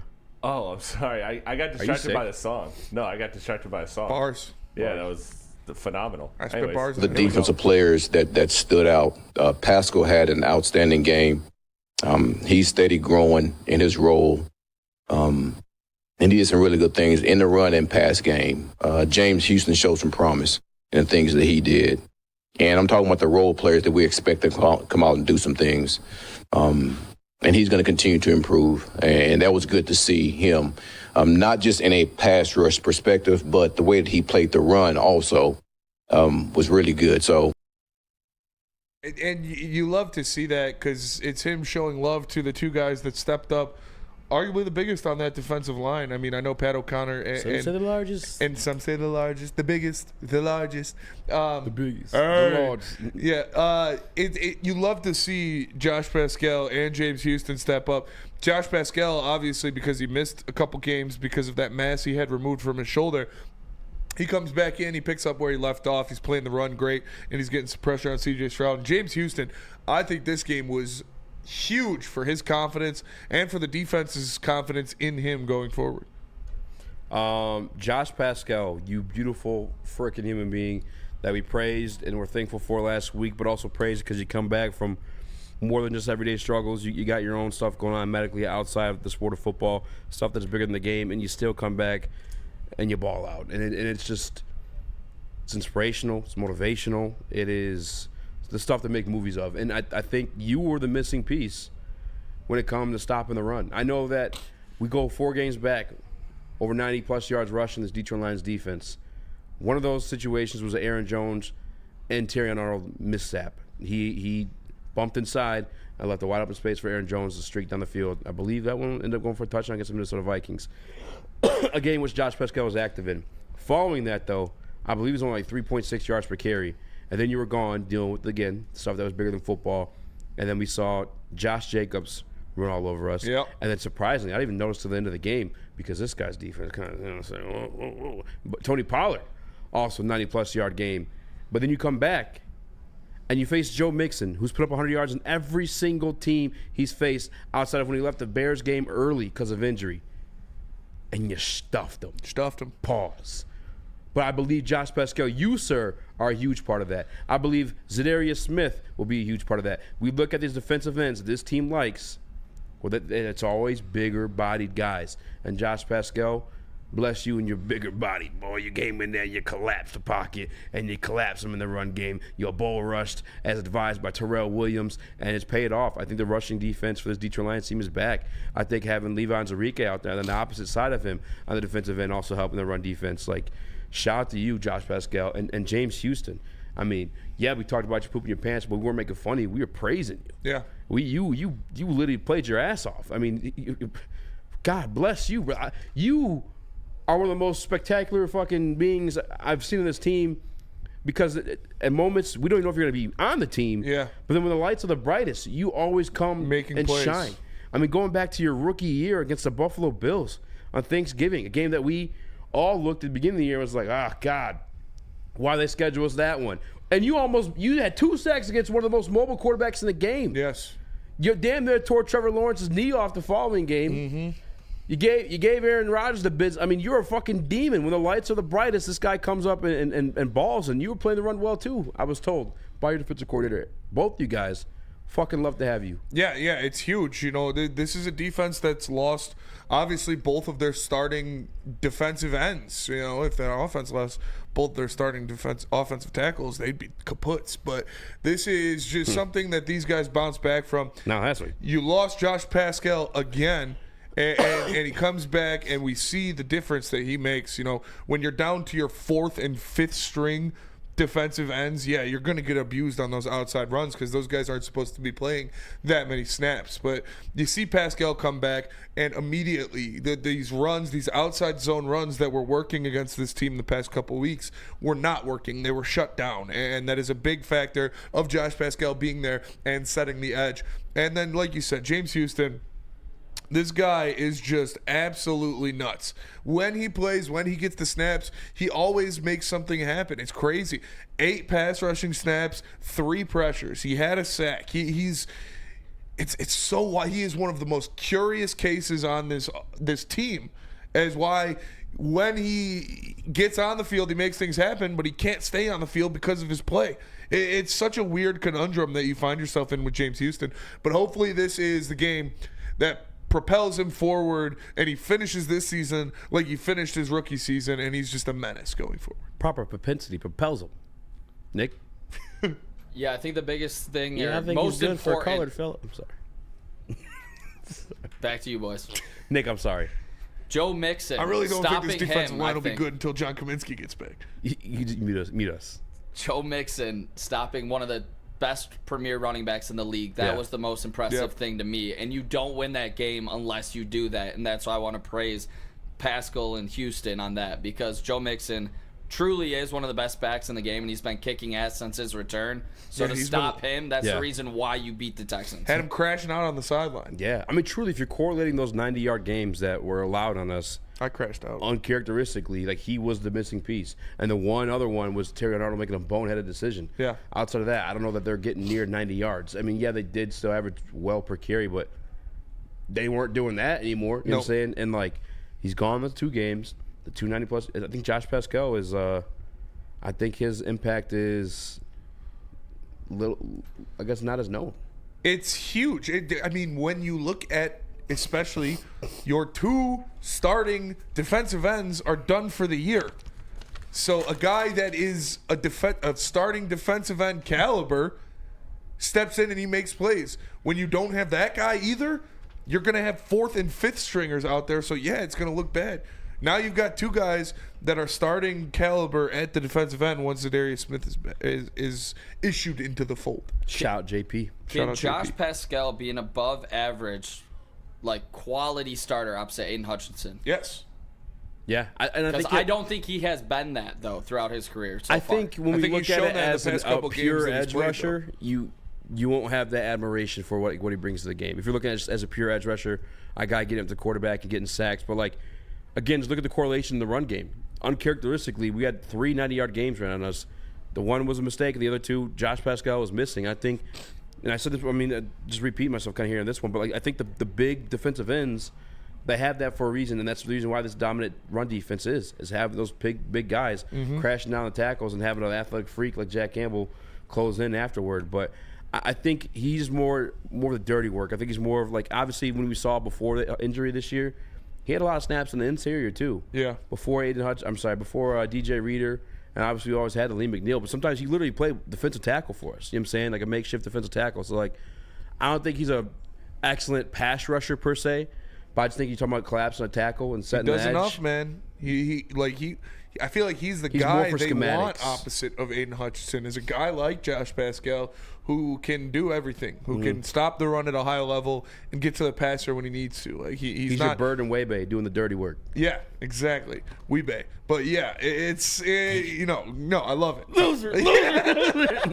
Weebay is one of the best characters in the entire show. Weebay, real deal soldier. But yeah, you need a guy like that to get dirty, a guy that's going to stop the run. That's what this defense is stopping the run. You need to stop the run first overall, and they missed that when he was gone. Before the season, I thought he did put on significant amount of weight, and I guess you're seeing it right now because he's not getting moved around like before. And if you're drafting a defensive end this high, as Bryant Holmes did in the second round, you expect a quality starter. So I think maybe he finally is becoming that, but I still would like to see a little bit more. But I guess we'll see without Hutch and with the Zadarius Smith. I guess we'll see what his role truly is moving forward. I mean, the 2 games he's played since Hutch left, like, he's been amazing. Got a sack in the Vikings game? Yeah, in the Vikings game, he was lights out. In this game, he was lights out. He just missed the 2 games because of his shoulder. So I expect him to play at a high level for the rest of the year. I do. I'm saying throughout the season. Like, I don't want this to be a flash in the pan. Yeah, I agree. And I think he's going to play at this level consistently for the rest of the year, because when he's played since Hutch left, he's shown us that he has played at that level. It's just that he missed the 2 games. Yeah, I just think he's a different style defensive end than most, what we're like used to, I guess, when you think of like that position. But also, at least me, I've been trying to preach for everybody to have this type of patience with the Brad Holmes draftees, like the 3-year rule. He's kind of an example of that again, like once more. I mean, Derek Barnes, we kind of thought was like, okay, year 3. He had his moments last year, including the interception to seal the deal in the playoffs. Afonso Melifonwu, a draft pick you had early in the 3rd round. Yeah, okay, year 3, he's starting to shine. Jamison Williams, year 3, like it's a common practice. I think, and I actually, when I cut that clip for Brian Branch for the highlight tape, I finished like listening to the entire thing, and Dan Campbell said this too, is like the guys they take early, he said the first and 2 rounds, the guys they expect to contribute like right away almost, versus the guys they take later than that, they want to take a little bit of time. They expect to take a little bit of time. Broderick Martin being one of those pieces too. Year 3, Josh Pascal, I don't want to say it's a breakout in terms of like all pro or anything like that, but now you're starting to talk about him a little bit more. I agree. Let's go to break. We'll talk about some other stuff coming up, but first tell us about Mark White. The biggest, the largest. Mark White gonna do you right. Guys, you want to move out the west side and into, I don't know any other Baltimore projects, but come to Michigan. Move to Michigan. Move closer to me. 248-290-8242. Call my guy Mark White, markwhitesells.com. He can save you up to $5,000 in closing costs of your new home. Are you neighbors to Wilson? He smells, he stinks, and he has terrible takes? Call Mark White. He can save you up to $5,000 in the purchase of your new home. Love Woodward Sports? Love wearing clothes? Then you should be wearing Woodward Sports clothes. Check out our full line of merch at woodwardsports.com. Just click on shop. We have all your favorite designs, like Dan Campbell kneecaps, Woodward golf, and of course, our own logoed out merchandise. Men, women, infants, kids, all love Woodward Sports. Impress your friends. Impress your boss. Impress your dog. Buy Woodward Sports merch today.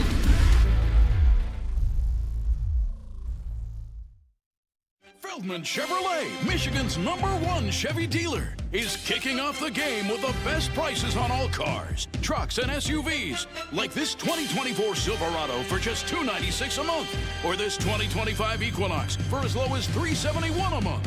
Our locations in Novi, Highland, New Hudson, Livonia, and Lansing means we have the perfect Chevy right in your backyard. Get the home team advantage every day at Feldman Chevrolet, Michigan's #1 Chevy dealer.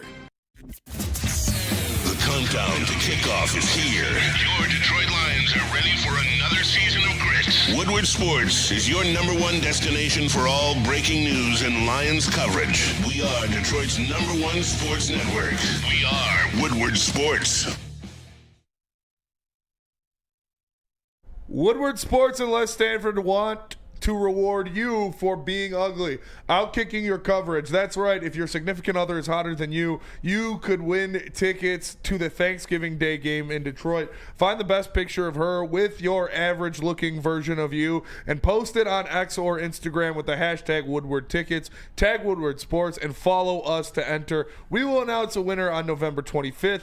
Outkick your coverage from Woodward Sports and Les Stanford, Chevrolet, Cadillac, GMC, and Buick in Dearborn and Ferndale. What up? Welcome back to Woodward Heavyweight live on sports.com. Your boy Eazy, joined by Spinmore Action, Chris, Nicholas Koloff, a.k.a. Microwave Nick. Let's get through our NFL power rankings and talk about Ron Howland, Detroit Pistons crashing out in the game last night. Out. I'll go first, Spinny. Do I start at the top or start at the bottom? Where do you guys want it? I say we start at the top. And do we do... All right. I'm starting at the bottom. Do we go bar for bar? You don't sound like you're prepared to go bar for bar. I'm ready to go bar for bar. All right. No, because you're not doing what you said you're going to do. I'm not letting you do that. I'm not going to do that. My number 10 team is the Los Angeles Chargers.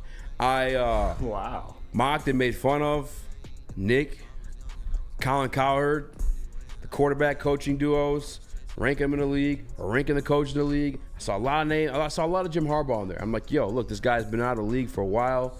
Maybe time's past him. We've seen Bill Belichick, the greatest to ever do it. You know, the game's kind of past him and his coaching style. Thought maybe Jim Harbaugh, a little similar, because college guys are more likely to fall in line because you're their elder, and you're their only way through. They're not making millions of dollars. They're not grown men. Prove me wrong.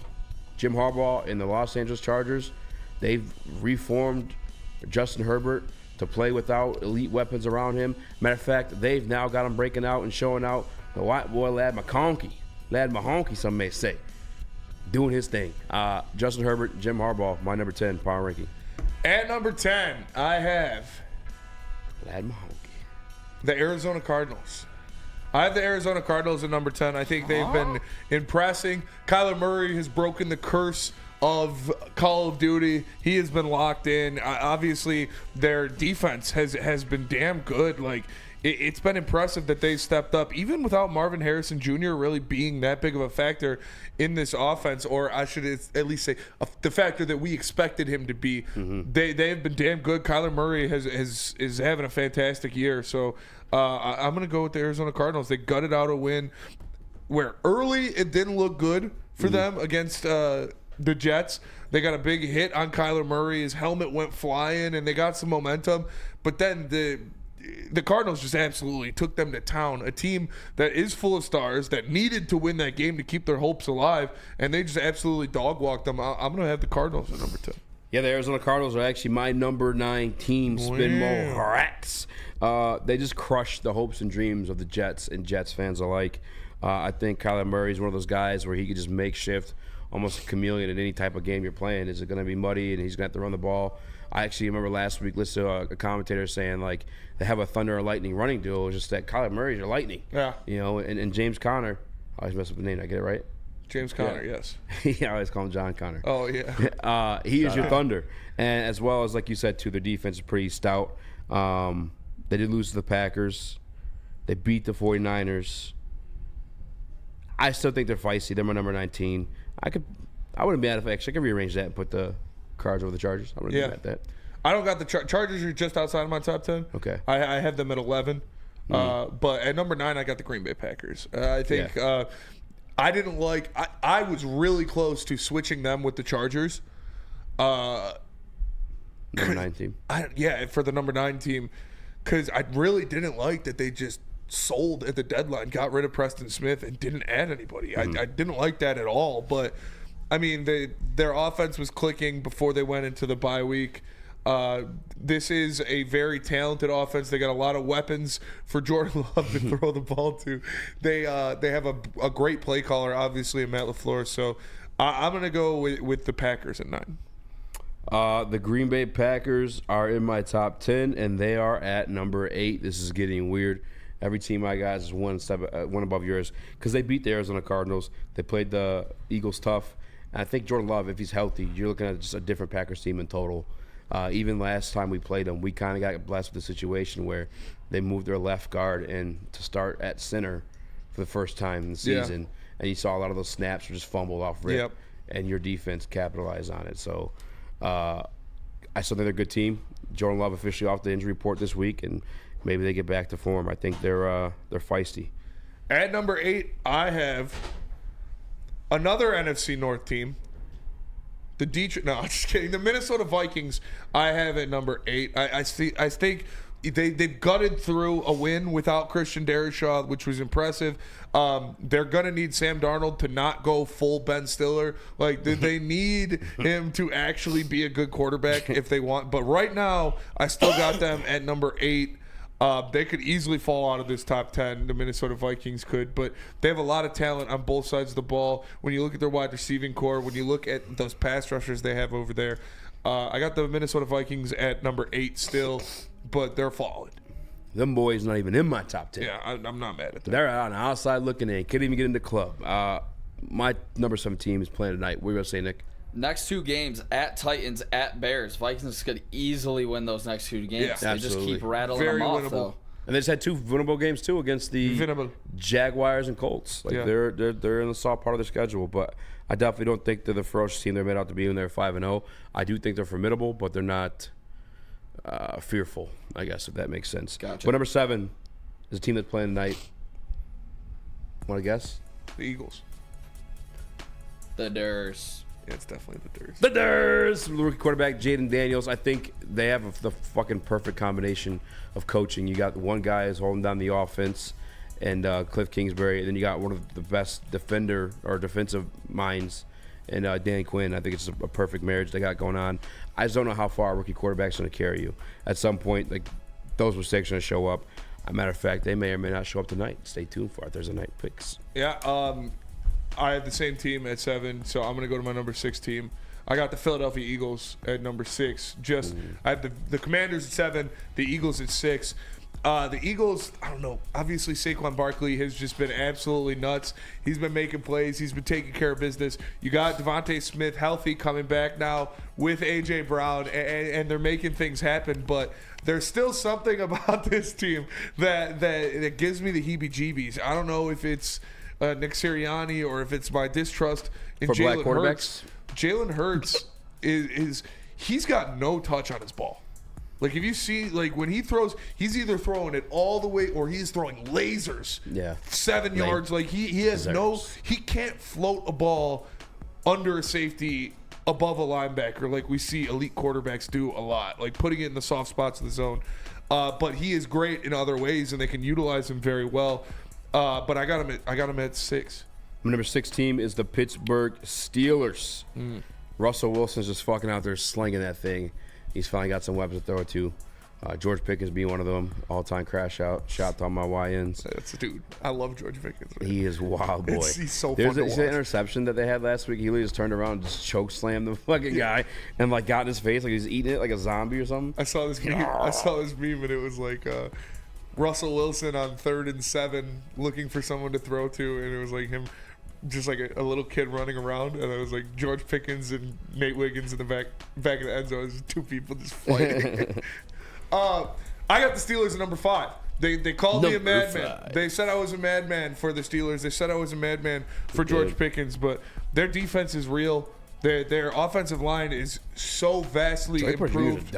Yeah, from what it was last year, and I love seeing this Steelers team. I like the Steelers. I've always liked the Steelers. Yeah, me too. So I'm happy that they're playing well, but I don't think they're at that level of real deal Super Bowl contender. I think that's exclusively the top 4, and I think we probably have the same top 4 going forward. But I think everybody in the NFL has the same top 4.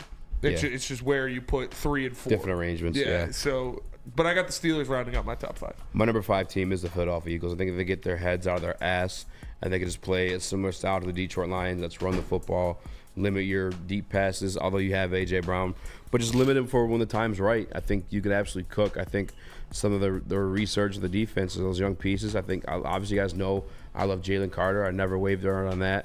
I think Cooper DeJean, I told you guys, that'd be a nice swap boy to put there in the backfield at a safety. Ku Klux Clamps. Yeah, he's currently the 6th best nickel cornerback in the league right now. Yep. That's what we told you guys. He's either safety or nickel. He gonna hold it down, and he's doing so. Number 5, Philadelphia Eagles. Number 4 for me, Spinny. The Buffalo Bills. Buffalo Yeah, we Bills. got the same top 4 then. Okay. I got the Bills at 4 and the Ravens at 3.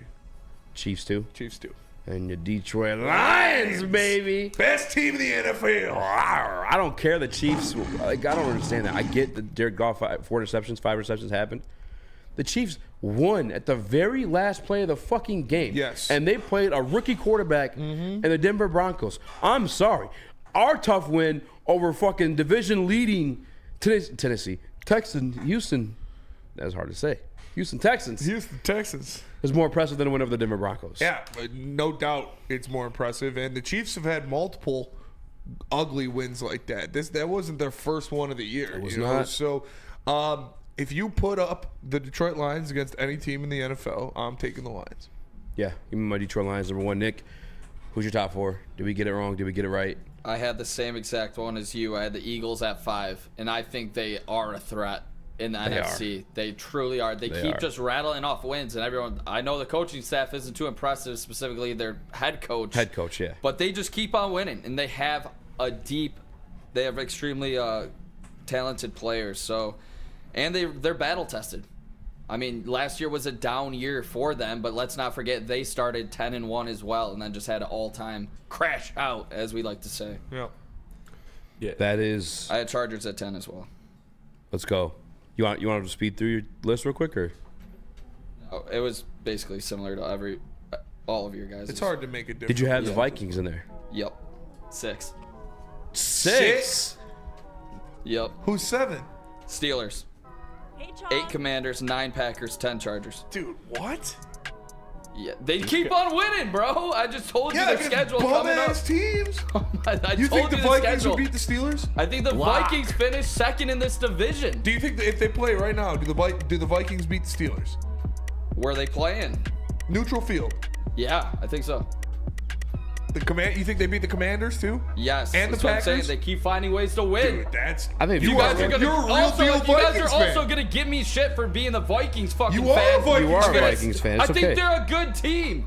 You're a fan. You're a fan. And you guys It's okay. also won't fucking drop it, so I might as well go all in with it. Let's go. All right. Spin zone. I respect it. Calling himself a fan before anybody else can.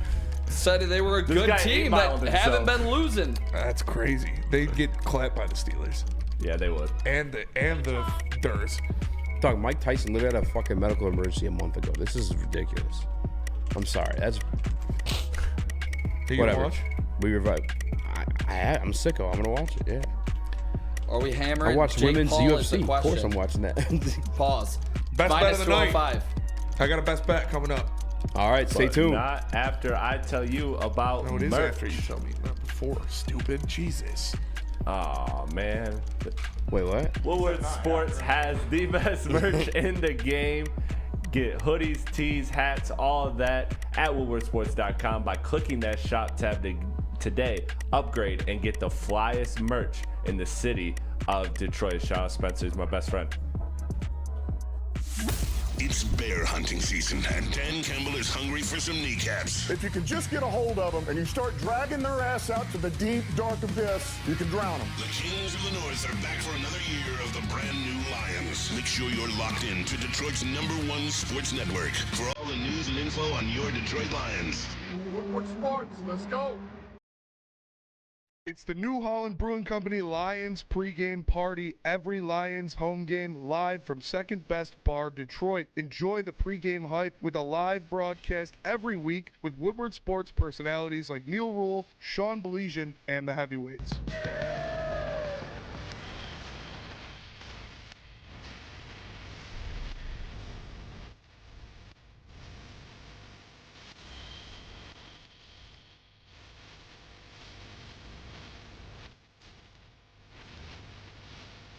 Great drinks like Tangerine Space Machine and Taller Long Drink, a great environment, and even better food. It's the New Holland Brewing Company Lions pregame party, live from Second Best Bar, Detroit. Come get some. Walk into any Lady Jane's Haircuts for Men today. Open 7 days a week. Sit back, relax, and enjoy precision haircut, scalp massage, hot leather neck shave, and hot towel treatment from one of our talented stylists. Step up your game this season and take advantage of our $20 haircut special. Scan the QR code and get your coupon today. Lady Jane's Haircuts for Men, the ultimate haircut experience. Open 7 days a week. Walk-ins always welcome. Lady Jane's Haircuts for Men, it's wicked awesome. Can't get enough Lions coverage? Make sure you catch all Woodward sports shows every game day. Wake up with Woodward and Maine, giving you the latest insight into the Lions locker room and press conferences. Then join the Lions pregame show, highlighting key matchups, injuries, and what to watch for during the game. Follow all the ups and downs of the live game action with our Woodward Watch Party live on YouTube and woodwardsports.com. After the game, check out the instant fan and host reactions with the Lions postgame show. Every game, it's wall-to-wall, kneecap-biting, high-fiving, chest-pumping Lions coverage. Hell yeah! Only at Detroit's #1 sports network, Woodward Sports. Woodward Sports, let's go. Attention sports fans, don't miss out on expert sports injury insights with Dr. Jeff Pierce of Michigan Sports and Spine. Join Dr. Pierce every Tuesday during Big D Energy and Thursdays during Ermanni and Edwards, where he offers top-notch injury advice. Trust the guy that D-Mac trusts. Dr. Jeff Pierce is here to keep you in the game, performing at your best. For more information, visit MichiganSportsandSpine.com or call 248-426-9944. What up, though? Welcome back to Woodward Heavyweights. You in the chat decide what we're going to talk about. We can talk about the collapse of Detroit Pistons last night, or we can talk about Thursday Night Football and bets. We got 5 minutes inside, so. Wanted to defend myself real quick here. Go ahead. Because the Vikings have beaten the 49ers, the Texans, the Packers. Texas, Lord. Are we just forgetting that happened? Are we forgetting that their No, we're not. I'm not. starting offensive tackle went down? No, that's true. They're 2-0 cents. Yeah, against who? The Colts and the Jaguars, as your Steelers beat the Giants and the Jets. And who else? The Commanders. That was their one quality win. It's a good team. One quality win. You know your Steelers lost to the Cowboys and the Colts? Yeah. With Justin Fields. Okay, but you're anointed on this great team that you say it's blasphemy that I have another quality team They're in not front a quality of. team. They suck. Because they beat the Giants, Jets, and Commanders. They didn't beat the Commanders. No, I'm saying your team did. Yeah. Yeah. They beat the Commanders. And I'm crazy because I have them ranked one spot higher on my list. Yes. I'm a madman. 6. I'm a madman. If you think they beat them in a straight-up match, yes, you're a madman. The Vikings have lost to the Rams and the Lions, and your team lost to the Colts and the Cowboys on head-to-head. Yeah, and who else have they beaten? But that was with Justin Fields. Yeah, like, there's no nuance with Nick. He's just a Vikings fan. I just don't think they're pretenders at this point. They're pretenders. They're pesky They're pretenders. Sam Darnold. Like without Derek Carr, they're pesky pretenders. I think there's a top 5, and I think there's a drop off after. I think you can rank the Vikings, Steelers, Commanders, Packers, and Chargers all in the same realm as a team. You think that Vikings offensive line will be able to stop the Pittsburgh Steelers pass rush? Yeah, I mean, I think they're a better team right now. Not a chance. You're anointed them this great team because they beat the No, Giants and the they're Jets. not a great team. I'm not saying they're a great team. I'm saying they're better than the Vikings. You said you and got the them Vikings fifth aren't on a your great team either. I'm anointed. I'm saying this is a separate group of teams. Yeah, and the Vikings aren't even in that group. Yeah, which I think is crazy of you to say. No, I mean they lost the best player, second best player on their offense.